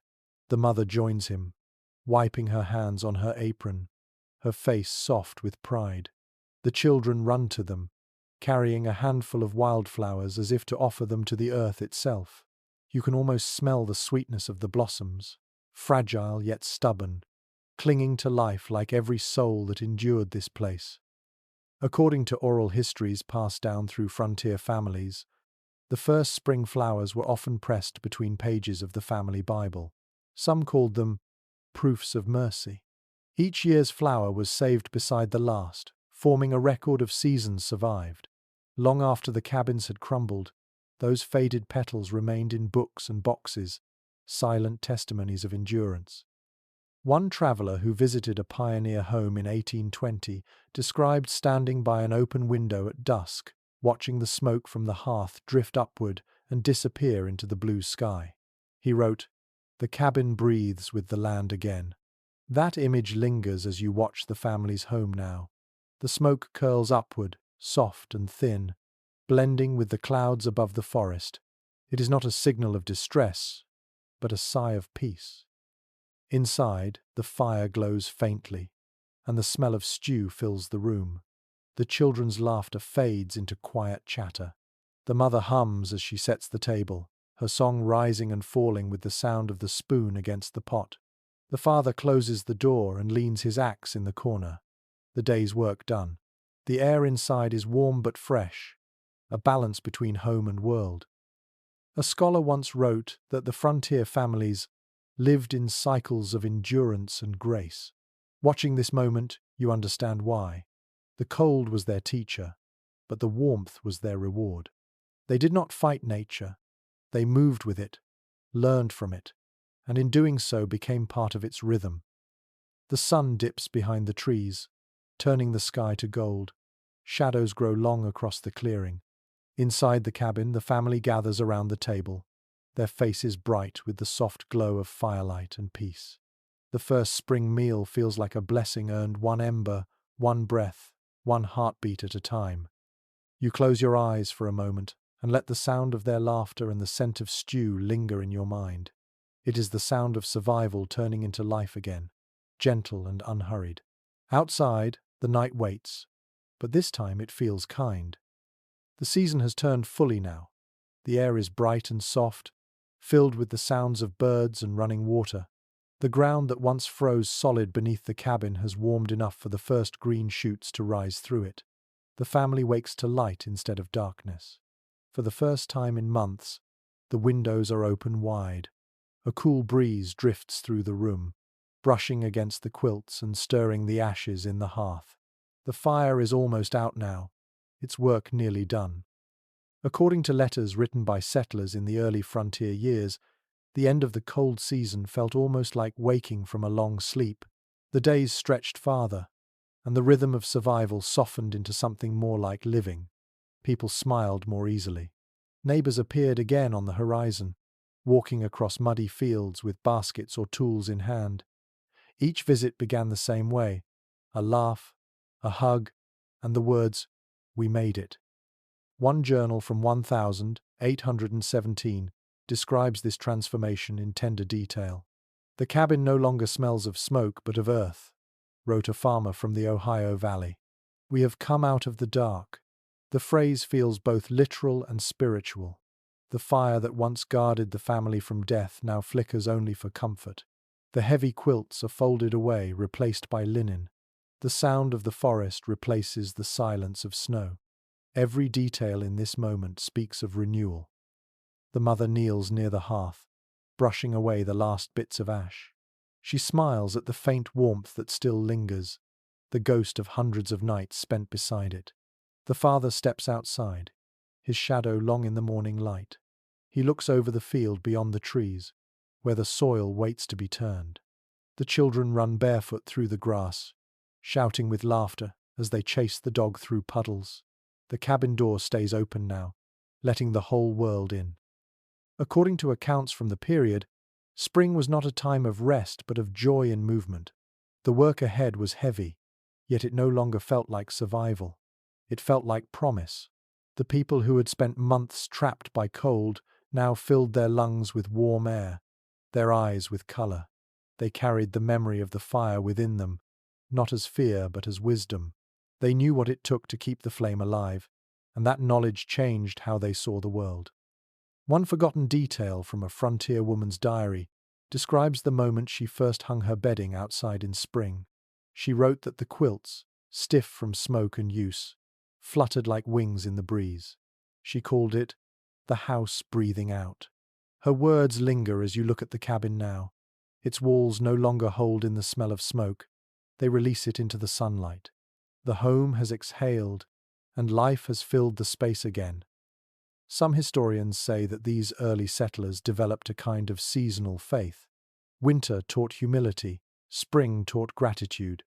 Others believe it was not faith at all but simple rhythm, learned from the land itself. Whatever the reason, the result was the same: a deep, quiet respect for the cycle that gave and took with equal patience. To survive in such a place required more than strength. It required surrender to something larger than fear. The father begins to plough the small garden behind the cabin. His movements are slow but sure.